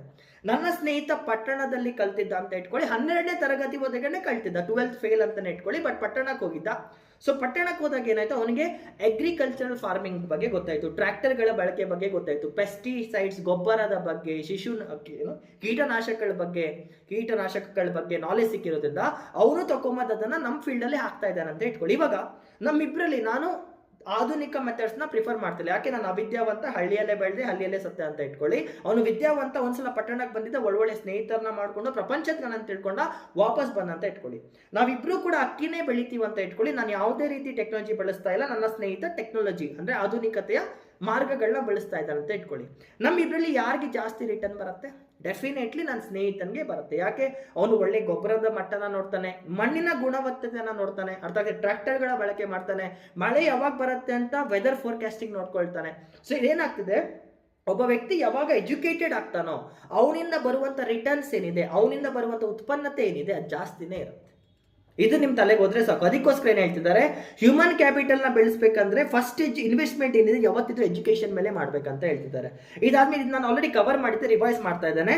Like education, second one is health care. ಹೇಳಿದೆ ಅಲ್ವಾ, ಆರೋಗ್ಯವೇ ಭಾಗ್ಯ. ನಿಮ್ಗೆ ಗೊತ್ತಿದ್ರೆ ಹಳೆ ಕಾಲದಲ್ಲಿ ನಿಮ್ಮ ತಾತ ಅಜ್ಜಿಯವರು ಇನ್ನೂ ಜೀವಂತವಾಗಿದ್ದರೆ ನೀವು ತುಂಬಾ ಲಕ್ಕಿ. ಅವ್ರ ಹತ್ರ ಹೋಗಿ ಕೇಳಿ, ತಾತ ನಾನು ನಿಮ್ಗೆ ಮುಂದೆ ದೇವರು ಸಡನ್ ಆಗಿ ಪ್ರತ್ಯಕ್ಷ ಆಗಿ ಏನಾದ್ರೂ ಬೇಕಪ್ಪ ಕೇಳಪ್ಪ ಅಂತ ಕೇಳಿದ್ರೆ ನೀವೇನ್ ಕೇಳ್ತೀರಾ ಅಂತ ಅವ್ರ ಬಾಯಲ್ಲಿ ನಿಮ್ಗೆ ಒಂದೇ ಒಂದು ಸುಂದರವಾದಂತ ಪದ ಬರುತ್ತೆ. ಅದೇನಂದ್ರೆ, ದೇವರು ನನ್ನ ಮುಂದೆ ಪ್ರತ್ಯಕ್ಷ ಆದ್ರೆ ನಾನು ಧೈರ್ಯವಾಗಿ ಆನೆನ ಕೇಳ್ಕೊಳ್ತೇನೆ ಹೇಳ್ತಾರೆ. ಅವ್ರಿಗೆ ಯಾರಿಗೂ ಆಸ್ತಿ ಪಾಸ್ತಿ ಹಣ ಗಿಣ ಏನು ಬೇಡ. ಆ ಕಾಲದ ಜನರಿಗೆ, ನಮ್ಮ ತಾತ ಕೂಡ ಇವಾಗ್ಲೂ ಕೂಡ ನಾನು ಆನೆನೇ ಕೇಳ್ಕೊಳ್ತೇನೆ ಅಂತ ಹೇಳ್ತಾರೆ. ನನ್ನ ಗುರುಗಳಾದಂತ ಮಧುಕರ್ ಸರ್ ಕೂಡ ನಂಗೆ ಇದನ್ನೇ ಹೇಳ್ತಾ ಇದ್ರು. ಆನೆ ಅಂದ್ರೇನು, ಒಂದು ಆರೋಗ್ಯ. ನೆನ್ಪಿಟ್ಕೊಳ್ಳಿ, ದೇವರು ನಿಮ್ಮ ಮುಂದೆ ಪ್ರತ್ಯಕ್ಷ ಆಗಿ ನಿಮ್ಗೆ ಏನ್ ಬೇಕು ಅಂತ ಕೇಳಿದಾಗ ಹಣ, ಆಸ್ತಿ, ಐಶ್ವರ್ಯ, ಅಂತಸ್ತು, ಮೊದಲೇ ನೀವು ಕೇಳಬೇಕಾಗಿರೋದು ಆರೋಗ್ಯ. 100 ವರ್ಷ ಬದುಕುವಂತ ಆರೋಗ್ಯನ ನನಗೆ ಒದಗಿಸಿಕೊಡು. ಯಾವಾಗ ನಿಮ್ಮಲ್ಲಿ ಆರೋಗ್ಯ ಇರುತ್ತೋ ನೀವು ಕಷ್ಟಪಟ್ಟು ದುಡಿಯೋಕ್ಕೋಸ್ಕರ ನಿಮ್ಮ ದೇಹದಲ್ಲಿ ಶಕ್ತಿ ಇರುತ್ತೆ. ಯಾವಾಗ ನಿಮ್ಮ ದೇಹದಲ್ಲಿ ಶಕ್ತಿ ಇರುತ್ತೋ ನೀವು ಬೆವರು ಸುರಿಸಿ ದುಡಿತೀರಾ. ಬೆವರು ಸುರಿಸಿ ದುಡಿದ್ರೆ ಏನ್ ಬರುತ್ತೆ, ನಿಮ್ಗೆ ಹಣ ಬಂದೇ ಬರುತ್ತೆ. ಆ ಹಣದಿಂದ ಏನ್ ಬರುತ್ತೆ, ಒಂದು ಚಿಕ್ಕ ಮನೆ ಬರ್ಬೋದು, ತುಂಬಾ ಬಡದೇ ಇರ್ಬೋದು, ಒಂದು ಚಿಕ್ಕ ಮನೆ ಬರ್ಬೋದು, ಒಂದು ಸಂಸಾರ ಬರ್ಬೋದು. ನೀವು ಆರೋಗ್ಯವಂತರಾಗಿರೋದ್ರಿಂದ ನಿಮ್ಮ ಪರಿವಾರ ಕೂಡ ಸುರಕ್ಷಿತವಾಗಿರೋದ್ರಿಂದ ನಿಮ್ಮ ಕಣ್ಣಿನಲ್ಲಿ ಒಂದು ನೆಮ್ಮದಿ ಕಾಣುತ್ತೆ. ಅದಕ್ಕೆ ಆ ಕಾಲದ ಜನರು ದೇವರು ನಮ್ಮ ಮುಂದೆ ಬಂದು ಪ್ರತ್ಯಕ್ಷ ಆದ್ರೆ ಆರೋಗ್ಯ ಮತ್ತೆ ನೆಮ್ಮದಿ ಕೊಡಪ್ಪ ಅಂತ ಕೇಳ್ಕೊಳ್ತಿದ್ರಂತೆ. That is the source of human capital. ಯಾವಾಗ ಒಂದು ದೇಹ ಆರೋಗ್ಯವಾಗಿರುತ್ತೋ, ಯಾವಾಗ ಒಂದು ಕಣ್ಣು ತುಂಬಾ ನೆಮ್ಮದಿಯಿಂದ ನಿದ್ದೆ ಇರುತ್ತೋ ಡೆಫಿನೆಟ್ಲಿ ಅರ್ನಿಂಗ್ಸ್ ಆಗುತ್ತೆ. ಸೊ ಅದನ್ನೇ ನಾವೀಗ ನ್ಯಾಷನಲ್ ಲೆವೆಲಲ್ಲಿ ಇಂಪ್ಲಿಮೆಂಟ್ ಮಾಡಿದಾಗ ಹ್ಯೂಮನ್ ಕ್ಯಾಪಿಟಲ್ ಫಾರ್ಮೇಷನ್ಗೆ ಫಸ್ಟ್ ತಗೊಳ್ಳುವಂತ ರೆಫರೆನ್ಸ್ ಎಜುಕೇಶನ್, ಸೆಕೆಂಡ್ ತಗೊಳ್ಳುವಂತ ರೆಫರೆನ್ಸ್ ಹೆಲ್ತ್ ಮತ್ತೆ ಎಜುಕೇಶನ್ ಚೆನ್ನಾಗಿದ್ರೆ ಒಂದು ದೇಹದಿಂದ ನಮಗೆ ಜಾಸ್ತಿ ಉತ್ಪನ್ನ ಬರುತ್ತೆ ಅಂತ. ಇದಾದ್ಮೇಲೆ 3ನೇ ತರ ಬರುತ್ತೆ ನೋಡಿ, ಹಳ್ಳಿಯಲ್ಲಿ ಓದುವಂತ ವಿದ್ಯಾರ್ಥಿಗಳು. ಜನರಲಿ ಏನಾಗುತ್ತೆ, ಹಳ್ಳಿಯಲ್ಲಿ ಓದುವಂತ ವಿದ್ಯಾರ್ಥಿಗಳು 10ನೇ ಕ್ಲಾಸ್ ವರೆಗೂ ಓದ್ತಾರೆ. ಅರ್ಥ ಆಗ್ತಿದ್ಯಾ? ಕೆಲವೊಂದು ಊರುಗಳಲ್ಲಿ 12th PU ಕೂಡ ಇರುತ್ತೆ, ಕೆಲವೊಂದು ಕಡೆ ಪದವಿ ಪೂರ್ವ ಕಾಲೇಜಸ್ ಕೂಡ ಇರುತ್ತೆ. 12ನೇ ಕ್ಲಾಸಲ್ಲಿ ಏನಾಗುತ್ತೆ, ಅವರು ಡಿಗ್ರಿನ ಮಾಡ್ಬೇಕಂತ ಅನ್ಕೊಳ್ತಾರೆ. ಕೆಲವರು ಚೆನ್ನಾಗಿ ಓದಿರ್ತಾರೆ, ಡಾಕ್ಟರ್ ಆಗ್ಬೇಕಂತ ಅನ್ಕೊಳ್ತಾರೆ, ಕೆಲವರು ಎಂಜಿನಿಯರ್ ಆಗ್ಬೇಕಂತ ಅನ್ಕೊಳ್ತಾರೆ, ಕೆಲವರು ಲಾಯರ್ ಆಗ್ಬೇಕಂತ ಅನ್ಕೊಳ್ತಾರೆ, ಕೆಲವರು BA ಮಾಡೋಣ, BSc ಮಾಡೋಣ, BCom ಮಾಡೋಣ ಅಂತ ಅನ್ಕೊಳ್ತಾರೆ. ಬಟ್ ಇಲ್ಲಿ ಏನಾಗುತ್ತೆ, ಈ ಪರ್ಟಿಕ್ಯುಲರ್ ಪ್ರಾಬ್ಲಮ್ ಅಲ್ಲಿ ಏನಾಗುತ್ತೆ ಅಂದ್ರೆ ಹಳ್ಳಿಗಳಲ್ಲಿ ಇಂಥ ಸವಲತ್ತುಗಳು ಇರಲ್ಲ. ಸೊ ಅವ್ರು ಏನ್ ಮಾಡ್ಬೇಕೀಗ, ಪಟ್ಟಣದ ಕಡೆ ತಮ್ಮ ಪಯಣನ ನಡೆಸ್ತಾರೆ. ಹಳ್ಳಿಯಲ್ಲಿ ಓದಿ ಬೆಳೆದು ಇವಾಗ ಪಟ್ಟಣದ ಕಡೆ ಬರಕ್ ಶುರು ಮಾಡ್ತಾರೆ. ಸೊ ಏನಾಗ್ತಿದೆ, ಜನರು ಒಂದು ಜಾಗದಿಂದ ಇನ್ನೊಂದು ಜಾಗಕ್ಕೆ ಮೈಗ್ರೇಟ್ ಆಗ್ತಾ ಇದ್ದಾರೆ, ವಲಸೆ ಹೋಗ್ತಿದ್ದಾರೆ. ಯಾಕೆ ಇದಾಗ್ತಿದೆ, ಬಿಕಾಸ್ ಅವರಿಗೆ ಜಾಸ್ತಿ ಓದ್ಬೇಕು ಅನ್ನೋ ಆಸೆ. ಅಥವಾ ಹಳ್ಳಿಯಲ್ಲಿ ಕೆಲಸ ಮಾಡ್ತಿರುವಂತ ಒಬ್ಬ ವ್ಯಕ್ತಿ ದಿನಕ್ಕೆ 20 ರೂಪಾಯಿ ದುಡಿತಾನಂತ ಇಟ್ಕೊಂಡ್ರೆ, ಅದೇ ಕೆಲಸ ನೀವು ಪಟ್ಟಣದಲ್ಲಿ ಮಾಡಿದ್ರೆ ನಿಮ್ಗೆ ದಿನಕ್ಕೆ 50 ರೂಪಾಯಿ ಕೂಲಿ ಕೊಡ್ತಾರ ಅಂತ ಇಟ್ಕೊಳ್ಳಿ. ಸೊ ಏನಾಗ್ತಿದೆ, 30 ರೂಪಾಯಿ ಜಾಸ್ತಿ ಬರ್ತಿದೆ ಆ ವ್ಯಕ್ತಿಗೆ. ಹಳ್ಳಿಯಲ್ಲಿ ಕೆಲಸ ಮಾಡಿದ್ರೆ 20 ರೂಪಾಯಿ ಕೊಡ್ತಾರಂತೆ ಕೂಲಿ ಅದೇ ಕೆಲಸಕ್ಕೆ, ಪಟ್ಟಣಕ್ಕೆ ಬಂದ್ ಮಾಡಿದ್ರೆ 50 ರೂಪಾಯಿ ಕೊಡ್ತಾರಂತೆ. ಸೊ ಏನಾಗ್ತಿದೆ, ಒಬ್ಬ ವ್ಯಕ್ತಿ ತನ್ನ ಊರನ್ನ ಬಿಟ್ಟು ತನ್ನ ಸ್ಥಿರಪಟ್ಟಂತ ಜಾಗನ ಬಿಟ್ಟು ಯಾವಾಗ ಪಟ್ಟಣದ ಕಡೆ ಮೂವ್ ಮಾಡ್ತಾನಲ್ವಾ, ಇಲ್ಲಿ ವಲಸೆ ಹೋಗೋದಾಗ್ತಿದೆ. ಇದನ್ನ ಮೈಗ್ರೇಷನ್ ಅಂತ ಕರೀತಾರೆ. ಸೊ ನಾವು ಯಾಕೆ ಮೈಗ್ರೇಟ್ ಮಾಡ್ತಾ ಇದ್ದೇವೆ, ಇನ್ನೂ ಜಾಸ್ತಿ ದುಡಿಯುವಂತ ಆಸೆಯಿಂದ ಮೈಗ್ರೇಟ್ ಮಾಡ್ತಿರೋದ್ರಿಂದ ಈವನ್ ಮೈಗ್ರೇಷನ್ ಇಸ್ ಕನ್ಸಿಡರ್ಡ್. ಒಂದ್ ನಿಮಿಷ, ಇಲ್ಲೆಲ್ಲೂ ಕಾಣಲ್ಲ ನಿಮ್ಗೆ, ಅದು ತೋರಿಸ್ತೇನೆ ಇಲ್ಲೊಂದ್ ಕಡೆ. Even migration is considered as one of the sources of human capital formation. Human capital ಫಾರ್ಮೇಷನ್ಗೆ ಮೈಗ್ರೇಷನ್ ಕೂಡ ಒನ್ ಆಫ್ ದ ರೀತಿ ಅಂತ ಹೇಳ್ತಾ ಇದ್ದಾರೆ. ಇದಾದ್ಮೇಲೆ 4ನೇ ಬರೋದು ಇನ್ಫಾರ್ಮೇಶನ್ ಅಂತ. ಇನ್ಫಾರ್ಮೇಶನ್ ಅಂದ್ರೆ ಏನು, ನಿಮ್ಗೆ in case doctor APJ Abdul Kalam ಅವ್ರ ಸ್ಪೀಚ್ ನ ನೀವು ಕೇಳಿದ್ರೆ ಅದನ್ನ ಕೇಳಿರ್ತೀರಾ. ಒಬ್ಬ ವ್ಯಕ್ತಿ ಕೇಳ್ತಾನೆ, ನಮ್ಮ ದೇಶ ಮುಂದೆ ಹೋಗ್ಬೇಕಂದ್ರೆ ಏನ್ ಮಾಡ್ಬೇಕು ಅಂತ. So doctor APJ Abdul Kalam ಅವ್ರು ಏನ್ ಹೇಳ್ತಾರೆ, ಸಿಲೆಬಸ್ನ ಕಮ್ಮಿ ಮಾಡಿ, ಮಕ್ಕಳು ಓದುವಂತ ಸಿಲೆಬಸ್ ಏನಿದೆ ಅದನ್ನ ಸ್ವಲ್ಪ ಕಮ್ಮಿ ಮಾಡಿ ಸ್ಕಿಲ್ ಡೆವಲಪ್ಮೆಂಟ್ ಕ್ಲಾಸಸ್ನ ಹಾಕಿ ಅಂತ ಹೇಳ್ತಾರೆ. ಸ್ಕಿಲ್ ಡೆವಲಪ್ಮೆಂಟ್ ಕ್ಲಾಸಸ್ ಅಂದರೆ ಕರಿಯರ್ ಓರಿಯೆಂಟೆಡ್ ಕ್ಲಾಸಸ್ನ ಹಾಕಿ. ಎಂಜಿನಿಯರಿಂಗ್ ಮಕ್ಕಳು, ಎಂಜಿನಿಯರಿಂಗ್ ಅಂದ್ರೆ ಏನು, ಮೆಡಿಕಲ್ ಅಲ್ಲೇನು, ಪ್ರೊಫೆಷನಲ್ ಕೋರ್ಸಸ್ನ ಇಂಟ್ರೊಡ್ಯೂಸ್ ಮಾಡಿ ಕೊಡೋಣ ಅಂತ. ಯಾಕೆ 10ನೇ ಕ್ಲಾಸಲ್ಲಿ ಇರುವಂಥ ಒಬ್ಬ ಮಗುಗೆ ಜನರಲಿ ಏನಾಗುತ್ತೆ, ತಂದೆ ಹೇಳಿದ್ದೆ ವೇದ ವಾಕ್ಯ ಆಗಿರುತ್ತೆ. ನೀನು ಎಂಜಿನಿಯರ್ ಆಗಬೇಕಂದ್ರೆ ಆ ಮಗು ಎಂಜಿನಿಯರ್ ಆಗುತ್ತೆ, ನೀನು ಡಾಕ್ಟರ್ ಆಗೋ ಅಂದರೆ ಆ ಮಗು ಡಾಕ್ಟರ್ ಆಗುತ್ತೆ. ಯಾಕೆ? ಆ ಮಗುಗೆ ಪ್ರಪಂಚ ಜ್ಞಾನದ ಪರಿಕಲ್ಪನೆ ಇರಲ್ಲ, ಪ್ರಪಂಚದ ಜ್ಞಾನದ ಬಗ್ಗೆ ನಾಲೆಜ್ ಇರಲ್ಲ. ಸೊ ಅದೇ ನೀವು ಒಂದು 10ನೇ ಕ್ಲಾಸ್ ಮಗುಗೆ 10ನೇ ಕ್ಲಾಸಲ್ಲಿ ನೋಡಪ್ಪ ಒಂದು ಪ್ರೊಫೆಷನಲ್ ಕೋರ್ಸ್ ಅನ್ನೋ ಒಂದು ಬುಕ್ನ ನಾವು ಇಂಟ್ರೊಡ್ಯೂಸ್ ಮಾಡಿ, ಎಂಜಿನಿಯರ್ ಜೀವನದಲ್ಲಿ ಇಂತಿಂತ ಕೆಲಸ ಮಾಡ್ತಾನೆ, ಡಾಕ್ಟರ್ ಇಂತಿಂತ ಕೆಲಸ ಸೇವೆಗಳನ್ನ ಮಾಡ್ತಾನೆ, ಲಾಯರ್ ಇಂತಿಂತ ಸೇವೆಗಳನ್ನ ಮಾಡ್ತಾನೆ, ಪೊಲೀಸ್ ಆಫೀಸರ್ ಇಂತಿಂತ ಸೇವೆಗಳನ್ನ ಮಾಡ್ತಾನೆ, ಆರ್ಮಿ ಆಫೀಸರ್ ಇಂತಿಂತ ಸೇವೆಗಳನ್ನ ಮಾಡ್ತಾನೆ, ಟೀಚರ್ ಇಂತಿಂತ ಕೆಲಸಗಳನ್ನ ಮಾಡ್ತಾನೆ, ಸೈಂಟಿಸ್ಟ್ ಇಂತಿಂತ ಕೆಲಸಗಳನ್ನ ಮಾಡ್ತಾನೆ ಅಂತ ಒಂದು ಓವರ್ ವ್ಯೂ ಕೊಟ್ಟು, ನೋಡಪ್ಪ ನೀನು ನೀಟ್ ಎಕ್ಸಾಮ್ನ ಕ್ಲಿಯರ್ ಮಾಡಿದ್ರೆ ಡಾಕ್ಟರ್ ಆಗ್ತೀಯಾ, JEE ಎಕ್ಸಾಮ್ನ ಕ್ಲಿಯರ್ ಮಾಡಿದ್ರೆ ಎಂಜಿನಿಯರ್ ಆಗ್ತೀಯಾ, ಅರ್ಥ ಆಗ್ತಿದೆಯಾ, ಲಾ ಎಕ್ಸಾಮ್ನ ಕ್ಲಿಯರ್ ಮಾಡಿ ಲಾಯರ್ ಆಗ್ತೀಯ ಅಂತ, ND ಎಕ್ಸಾಮ್ ಕ್ಲಿಯರ್ ಮಾಡಿ ಆರ್ಮಿಗೆ ಹೋಗ್ತೀಯ ಅಂತ ಆ ಮಗುಗೆ ನಾವು ಒಂದು ಫೌಂಡೇಶನ್ ಹಾಕಿ ಕೊಟ್ರೆ, ನಾಲೆಜ್ನ ಕೊಟ್ರೆ, ಆ ಮಗು ಒಂದು ಒಳ್ಳೆ ಡಿಸಿಷನ್ನ ತಗೊಳ್ಳುತ್ತೆ. ಹೌದು, ನಾನು ಡಾಕ್ಟರ್ ಆಗ್ಬೇಕಂತ ಇದ್ದೀನಿ ಜೀವನದಲ್ಲಿ, ನನಗೆ ಎಂತೆಂಥ ಸೇವೆಗಳು ಇಷ್ಟ ಆಯ್ತು, ನಾನು ಡಾಕ್ಟರ್ ಆಗ್ಬೇಕಂತ ಇದೆ ಅನ್ನೋ ಕಾರಣಕ್ಕೆ ಆ ಮಗುಗೆ ಚಿಕ್ಕ ವಯಸ್ಸಲ್ಲಿ ನೀಟ್ ಎಕ್ಸಾಮ್ ಬಗ್ಗೆ ಕ್ಲಾರಿಟಿ ಬರುತ್ತೆ. ಅರ್ಥ ಆಗ್ತಿದೆಯಾ? ಸೊ ಅದಕ್ಕೆ ಏನ್ ಹೇಳ್ತಿದ್ದಾರೆ, information is also a source of capital income, human capital formation. ಅಂದ್ರೆ ಜನರಿಗೆ ಯಾವ್ಯಾವ ತರ ಈಗ ದೇಶ ಹೆಂಗೆ ಮುಂದೆ ಹೋಗ್ತಿದೆ, ಜನರಿಗೆ ಯಾವ್ಯಾವ ತರ ಫೀಚರ್ಸ್ ಇದೆ, ಈಗ ಯಾವ್ಯಾವ ಆರ್ಟಿಫಿಷಿಯಲ್ ಇಂಟೆಲಿಜೆನ್ಸ್ ಇದೆ, ಮಷಿನ್ ಲರ್ನಿಂಗ್ ಇದೆ, ಚಾಟ್ GPT ಇದೆ, ಮೊಬೈಲ್ ಫೋನ್ಸ್ ಇದೆ, 5G ಇದೆ, 6G ಇದೆ, 7G 9G ಎಲ್ಲ ಬರ್ತಾ ಹೋಗುತ್ತೆ ಮುಂದೆ ಅಲ್ವಾ. ಸೊ ಇಂಥ ಟೆಕ್ನಾಲಜೀಸ್ ಎಲ್ಲ ಯಾವಾಗ ಬರ್ತಾ ಹೋಗುತ್ತಲ್ವಾ, ಜನರು ಕೂಡ ಗೊತ್ತಿರಬೇಕು. ಇವಾಗ ಫಾರ್ ಎಕ್ಸಾಂಪಲ್ ಯಾರೋ ಒಬ್ಬ ಇಂಜಿನಿಯರ್ ಆಗಿದ್ದ, 2010 ಇಂಜಿನಿಯರ್ ಆಗಿದ್ದ ಅಂತ ಇಟ್ಕೊಳ್ಳಿ, ಏನು ಮಾಡಿಫಿಕೇಶನ್ಸ್ ಮಾಡ್ಕೊಳ್ಳಿಲ್ಲ, ಅವ್ನು ಹೆಂಗಿದ್ನ ಹಂಗೆ ಕಲ್ಬಂದೆ ಆಗಿದ್ದ. ಅವ್ನು ಸೇರಿದಾಗ 2G ನೆಟ್ವರ್ಕ್ ಇತ್ತಂತ ಇಟ್ಕೊಳ್ಳಿ, ಇವಾಗ 5G ನೆಟ್ವರ್ಕ್ ಕೊಡ್ತಾ ಇದೆ, ಅವನ ಹತ್ರ 2G ನಾಲೆಜ್ ಇದೆ, ಬಟ್ ಇವಾಗ 5G ನಾಲೆಜ್ ಬಂದಿದೆ. ಸೊ ಅವೇನಾಗುತ್ತೆ, ಆ ವ್ಯಕ್ತಿಯ ನಾಲೆಜ್ ಔಟ್ಡೇಟ್ ಆಗಿದೆ, ಅವನು ಓಲ್ಡ್ ಮಾಡಲ್ ಯಪ್ಪ, ಅವನು ಓಲ್ಡ್ ಮಾಡಲ್ ಆಗಿದ್ದಾನೆ, ಅವನಿಂದ ಕಂಪನಿಗೆ ಯಾವುದೇ ರೀತಿ ಸೇವೆಗಳ ಅವಶ್ಯಕತೆ ಇಲ್ಲ, ಅವನು ಕೆಲಸ ಕಳ್ಕೊಳ್ತಾನೆ. ಅದಕ್ಕೆ ಏನು ಹೇಳ್ತಿದ್ದಾರೆ, ನಾವು ಜನರಲಿ ಏನು ಮಾಡಬೇಕು, ಜನರಲಿ ಏನು ಮಾಡಬೇಕು, ಇನ್ಫಾರ್ಮೇಶನ್ನ ಪಾಸ್ ಮಾಡ್ತಾ ಇರಬೇಕಂತ ಹೇಳ್ತಾರೆ. ನೋಡಿ ಆ ಪ್ಯಾರಾಗ್ರಾಫ್ ಓದ್ತೇನೆ. People spend to acquire information relating to the labour, education and health. ಜನರು ಏನು ಮಾಡ್ತಾರೆ, ತಮ್ಮ ದುಡ್ಡನ್ನ ಆರೋಗ್ಯ ಮತ್ತೆ ಶಿಕ್ಷಣದ ಕಡೆಗೋಸ್ಕರ ದುಡ್ಡನ್ನ ಖರ್ಚು ಮಾಡ್ತಾರಂತೆ. For example, people want to know the levels of salaries associated with various types of jobs. ಅಂದರೆ ನಾವು ಒಂದು ಕೆಲಸನ ತಗೊಂಡ್ರೆ ಆ ಕೆಲಸದಿಂದ ನಮ್ಗೆ ಎಷ್ಟು ಸ್ಯಾಲರಿ ಬರುತ್ತನ್ನೋ ಒಂದು ನಾಲೆಜ್ನ ಇಟ್ಕೊಳ್ಳೋಕ್ಕೋಸ್ಕರ ಜನ ಖರ್ಚು ಮಾಡ್ತಾರಂತೆ. ಫಾರ್ ಎಕ್ಸಾಂಪಲ್, ಎಂಜಿನಿಯರ್ ಆದರೆ ವರ್ಷಕ್ಕೊಂದು 3-3.5 ಲಕ್ಷ ಸ್ಟಾರ್ಟಿಂಗ್ ಬರುತ್ತೆ, ಡಾಕ್ಟರ್ ಆದರೆ 5-6 ಲಕ್ಷ ಸ್ಟಾರ್ಟಿಂಗಲ್ಲಿ ಬರುತ್ತೆ, IAS ಆದರೆ ಇಷ್ಟು ಬರುತ್ತೆ, IPS ಆದರೆ ಇಷ್ಟು ಬರುತ್ತೆ ಅಂತ ನಿಮ್ಗೊಂದು ಬೇಸಿಕ್ ನಾಲೆಜ್ ಇರಬೇಕು. ಅದಕ್ಕೋಸ್ಕರ ದುಡ್ಡು ಖರ್ಚು ಮಾಡೋಕ್ಕೆ ಅದನ್ನೇನಂತ ಕರೀತಾರೆ, ಕೆರಿಯರ್ ಕೌನ್ಸಿಲಿಂಗ್ಸ್ ಅಂತ ಕರೀತಾರೆ ನಮ್ಮ ಕಡೆಯಲ್ಲಿ ಸ್ಟ್ಯಾಂಡರ್ಡ್ ಆಗಿ. ನೀವು ಇಂಥ ಕರಿಯರ್ ಮಾಡಿ, ಇಂಥ ಕಾಲೇಜಲ್ಲಿ ನೋಡಿ ನಿಮ್ಗೆ ಇಷ್ಟು ದುಡ್ಡು ಬರುತ್ತೆ ಅಂತ ಹೊಡಿಯೋರು ಕೂಡ ತುಂಬ ಜನ ಇರ್ತಾರೆ. ಸೊ ಇಲ್ಲೇನಾಗ್ತದೆ, ಜನರು ಮುಂದೆ ದುಡ್ಡು ಹೇಗೆ ಅರ್ನ್ ಮಾಡಬೇಕಂತ ತಿಳ್ಕೊಳ್ಳೋಕ್ಕೋಸ್ಕರ ದುಡ್ಡನ್ನ ಖರ್ಚು ಮಾಡ್ತಾರೆ. ಇದನ್ನ ಕೌನ್ಸಿಲಿಂಗ್ಸ್ ಅಂತ ಕರಿತೇವೆ ಟೆಕ್ನಿಕಲ್ ವರ್ಡ್ಸ್ ಅಲ್ಲಿ, ಆಯ್ತಾ. ಅದಾದ್ಮೇಲೆ ಮುಂದೆ ನೋಡಿ, whether education institution provide the right type of employment skills or not. ಅಂದ್ರೆ ಫಾರ್ ಎಕ್ಸಾಂಪಲ್, ಈಗ ನನ್ನ ಮಗನ ಗೋವಿಂದರಾಜು ಕಾಲೇಜಲ್ಲಿ ಸೇರಿಸಿದ್ರೆ ಆ ಕಾಲೇಜಲ್ಲಿ ಓದೋರು ಉದ್ಧಾರ ಆಗಿದ್ದಾರೆ. ಫಾರ್ ಎಕ್ಸಾಂಪಲ್, ನನ್ನ ಮಕ್ಕಳನ್ನ ಸಹ್ಯಾದ್ರಿ ಕಾಲೇಜಲ್ಲಿ ಸೇರಿಸಿದ್ರೆ ನನ್ನ ಮಗ ಉದ್ಧಾರ ಆಗ್ತಾನೆ. ಫಾರ್ ಎಕ್ಸಾಂಪಲ್, ನನ್ನ ಮಕ್ಕಳನ್ನ RV ಕಾಲೇಜಿಗೆ ಸೇರಿಸಿದ್ರೆ RV ಕಾಲೇಜಲ್ಲಿ ಪ್ಲೇಸ್ಮೆಂಟ್ಸ್ ಹೆಂಗಿದೆ, ಒಂದೊಂದು ವರ್ಷಕ್ಕೆ ಎಷ್ಟೆಷ್ಟು ಕಂಪ್ನಿ ಬರ್ತದೆ, ಯಾವ್ಯಾವ ಕಂಪ್ನಿ ಬರುತ್ತೆ, ಪ್ಯಾಕೇಜ್ ಎಷ್ಟು, ಇಂಥ ನಾಲೆಜ್ನ ನಾವು ಜನರಿಗೆ ತಿಳ್ಕೊಳ್ಳುವಂಥ ಆಸೆ ಜನರಲ್ಲಿ ಇದ್ದೇ, ಕುತೂಹಲ ಇದ್ದೇ ಇರುತ್ತೆ. ಫಾರ್ ಎಕ್ಸಾಂಪಲ್, ಈಗ ತುಂಬ ಜನಕ್ಕೆ IAS ಆಗ್ಬೇಕಂತ ಇದೆ. ಯಾಕೆ ಆಗ್ಬೇಕಂತ ಇದೆ, ಜನ ಸೇವೆ, ಜನಾರ್ದನ ಸೇವೆ ಅಂತ ತುಂಬ ಕಮ್ಮಿ ಜನ ಇರ್ತಾರೆ. ಬಂಗ್ಲೆ ಕೊಡ್ತಾರೆ, ಪ್ರಿವಿಲೇಜಸ್ ಕೊಡ್ತಾರೆ, ಕಾರ್ ಕೊಡ್ತಾರೆ, ಬೈಕ್ ಕೊಡ್ತಾರೆ, ಊಟ ಕುಕ್ ಮಾಡೋಕ್ಕೆ ಶೆಫ್ ಕೊಡ್ತಾರೆ, ಪವರ್ಸ್ ಕೊಡ್ತಾರೆ, ಇಂಥ ಪರಿಕಲ್ಪನೆ ಜಾಸ್ತಿ ಇದೆ. ಸುಮ್ಮನೆ IAS ಎಕ್ಸಾಮ್ ಕೂಡ ನಾರ್ಮಲ್ ಆಗಿ ಏನು ಇಲ್ಲ, ಒಂದು ಗೌರ್ಮೆಂಟ್ ಆಫೀಸಲ್ಲಿ ಕೆಲಸ ಅನ್ನೋರಿದ್ರೆ ಯಾರು ಪ್ರಿಪೇರ್ ಆಗ್ತಿರಲಿಲ್ಲ.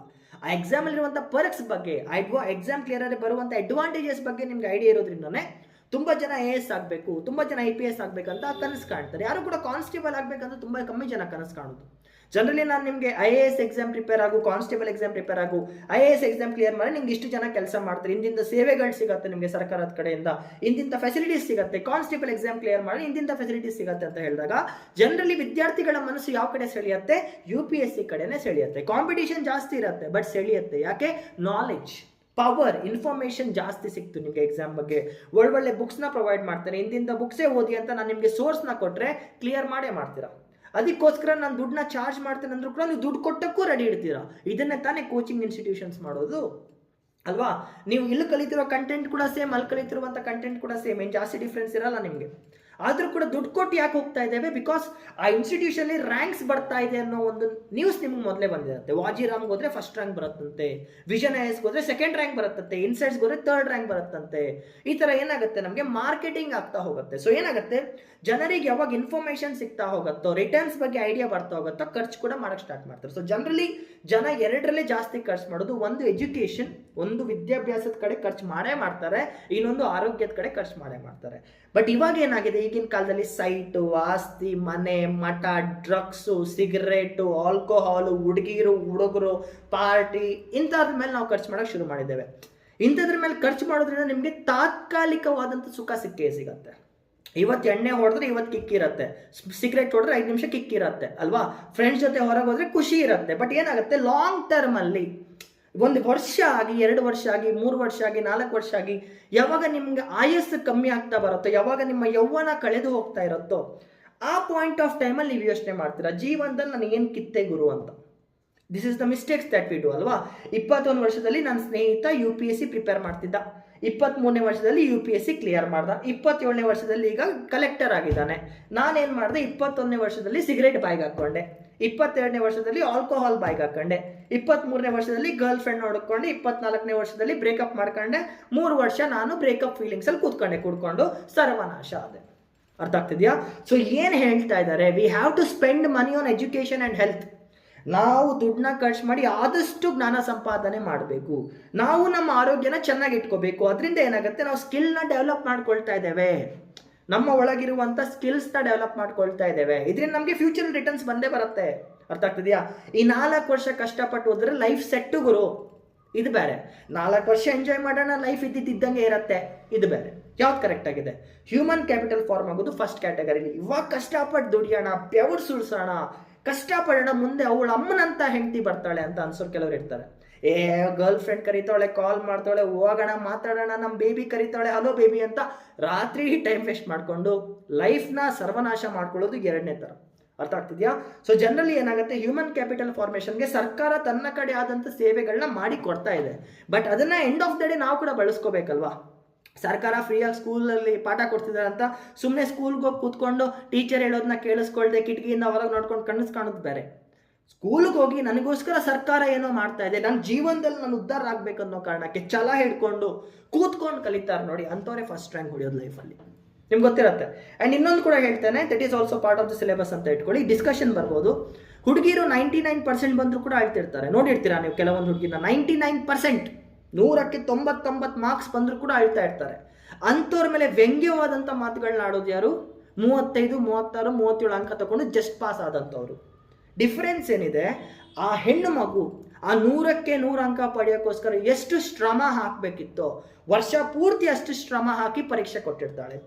ವರ್ಷ ಪೂರ್ತಿ ಕಷ್ಟಪಟ್ಟಿರ್ತಾಳೆ, ರಾತ್ರಿ ನಿದ್ದೆ ಬಿಟ್ಟು ಓದಿರ್ತಾಳೆ. 99ಕ್ಕೆ 100ಕ್ಕೆ 99 ಬಂದಿರುತ್ತೆ. ಆ 1 ಅಂಕ ಪಡೆಯೋಕ್ಕೋಸ್ಕರ ಅವಳು ಹಾಕಿದಂಥ ಎಫರ್ಟ್ಸಿಂದ ಅವಳಿಗೆ ಬೇಜಾರಾಗುತ್ತೆ. ಆ 1 ಮಾರ್ಕ್ಸ್ ಎಲ್ಲೋಯ್ತಮ್ಮ, ನಾನು ರಾತ್ರಿ ಕೂತ್ಕೊಂಡು ಓದ್ತಿದ್ದೆ, ಟೀಚರ್ ಪ್ರತಿಯೊಂದು ಪಾಠನ ಕೇಳ್ತಿದ್ದೆ, ಗೌರ್ಮೆಂಟ್ ನಂಗೆ ಫೆಸಿಲಿಟಿ ಕೊಟ್ಟಿತ್ತು, ನಾನು ಕಷ್ಟಪಟ್ಟು ಓದಿದ್ದೀನಿ, 1 ಅಂಕ ಎಲ್ಲೋಯ್ತು ನಂಗೆ ಗೊತ್ತಾಗ್ತಿಲ್ಲ. ಇದು ಯಾವ ಥರ ಅಂದರೆ, ಕ್ರಿಕೆಟ್ ಆಟ ಆಡಬೇಕಾದ್ರೆ ಕಷ್ಟಪಟ್ಟು ಕ್ರಿಕೆಟ್ ಆಡಿ 1 ರನ್ನಿಂದ ಸೋತಂಗೆ. ಯಾವಾಗ ನಮ್ಗೆ ಅಷ್ಟು ನೋವಾಗುತ್ತೋ, ಕ್ರಿಕೆಟಲ್ಲಿ ಯಾವಾಗ ನಾವು 1 ರನ್ನಿಂದ ಸೋಲ್ತೀವಿ ನೋಡಿ, ಅಯ್ಯೋ ನಾನು ಅಷ್ಟು ಕಷ್ಟಪಟ್ಟು ಆಡಿದ್ದೆ, ಸೋತೋದೆ ಅಂತ ನಾವು ಎಷ್ಟು ದುಃಖ ಪಡ್ತೇವೆ ಹುಡುಗರಾಗಿ. ಕಷ್ಟಪಟ್ಟು ಓದುವಂಥ ವಿದ್ಯಾರ್ಥಿ ಕೂಡ ಅಷ್ಟೇ ನೋವಾಗುತ್ತೆ ಆ ಟೈಮಲ್ಲಿ. ಅದೇ ಸುಮ್ಮನೆ ಆಟ ಕುಂಟು ಲೆಕ್ಕಕ್ಕಿಲ್ಲ ಥರ ಆಡೋಣ, ಫೀಲ್ಡಿಂಗ್ ಮಾಡೋಲ್ಲ, ಬಾಲ್ ಇಟ್ಕೊಡೋಣ, ಕ್ಲಾಸ್ಗೆ ಹೋಗೋಣ, ಪಾಠ ಕೇಳೋದು ಬೇಡ, ಜಸ್ಟ್ ಪಾಸ್ ಆದರೆ ಸಾಕು ಅಂತ ಅಂದ್ಕೊಂಡು ಜಸ್ಟ್ ಪಾಸ್ ಆದವ್ರಿಗಿಂತ 99 ಅಂಕ ತಗೊಳ್ಳೋಕ್ಕೆ ಕಷ್ಟಪಡುವಂಥ ಹುಡುಗಿ ಏನಿದ್ದಾಳೆ, she is a human capital for us.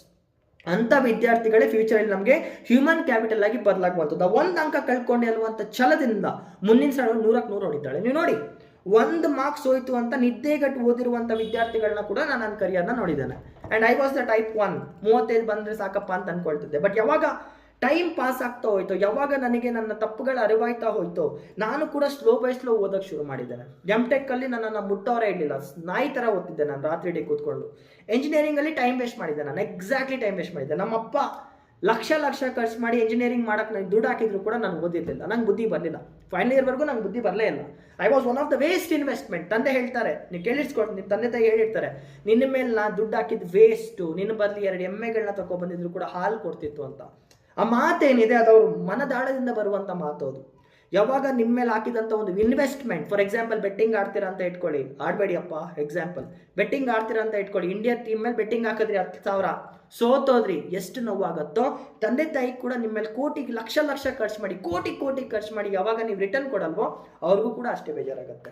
So human capital formation ಅಲ್ಲಿ ಕೆಲವೊಂದು ಮಕ್ಕಳಿಗೆ ಸರ್ಕಾರ ತನ್ನ ಇನ್ವೆಸ್ಟ್ಮೆಂಟ್ನ ಮಾಡ್ತಿದೆ, ಕೆಲವೊಂದು ಕಡೆ ಫ್ಯಾಮಿಲೀಸ್ ತಮ್ಮ ಇನ್ವೆಸ್ಟ್ಮೆಂಟ್ನ ಮಾಡುತ್ತೆ. ಎಂಡ್ ಆಫ್ ದ ಡೇ ಆ ಮಗುವಿಂದ ನಮ್ಗೆ ಏನಾದರೂ ಬೇಕು. ಫಾರ್ ಎಕ್ಸಾಂಪಲ್ ತಂದೆ ತಾಯಿ ಹಾಕಿದ ದುಡ್ಡಿಂದ ಮಗ ದುಡಿಯೋಕ್ಕೆ ಶುರು ಮಾಡಿದ್ರೆ ಮನೆ ಖುಷಿಯಾಗಿರುತ್ತೆ. ಅದೇ ತರ ಸರ್ಕಾರ ಮಾಡುವಂತ ಇನ್ವೆಸ್ಟ್ಮೆಂಟ್ ಇಂದ ಅವ್ರ ಮಗ ಅಂದ್ರೆ ನಾವೆಲ್ಲ ಮಕ್ಕಳೇ ಅಲ್ವಾ, ಭಾರತ ತಾಯಿದ ಮಕ್ಕಳಲ್ವಾ. ಸೊ ನಮ್ಮ ಇನ್ವೆಸ್ಟ್ಮೆಂಟ್ ಬಂದಾಗ ಏನಾಗುತ್ತೆ, ದೇಶ ಉದ್ಧಾರ ಆಗುತ್ತೆ. ನೆನ್ಪಿಟ್ಕೊಳ್ಳಿ, ಹ್ಯೂಮನ್ ಕ್ಯಾಪಿಟಲ್ ಅಲ್ಟಿಮೇಟ್ ಗೋಲ್ ಏನು, ತಮ್ಮ ಪ್ರಜೆಗಳಿಂದ ದೇಶ ಸೇವೆನ ಪಡ್ಕೊಳ್ಳುವಂಥದ್ದು. ನೀವು ಇನ್ ಕೇಸ್ ಉಪೇಂದ್ರ ಅವ್ರದ್ದು ಒಂದು ಮೂವಿ ಇದೆ ಎ ಚಿತ್ರ ಅಂತ, ನೋಡಿರ್ತೀರಾ, ನೋಡಿಲ್ಲ ಅಂದ್ರೆ ಇವತ್ತು ನೋಡಿ. ಎ ಚಿತ್ರ ಅಂತ ಒಂದಿದೆ, ಸ್ಟಾರ್ಟಿಂಗ್ ಸೀನ್ಸ್ ಇದೆಲ್ಲ.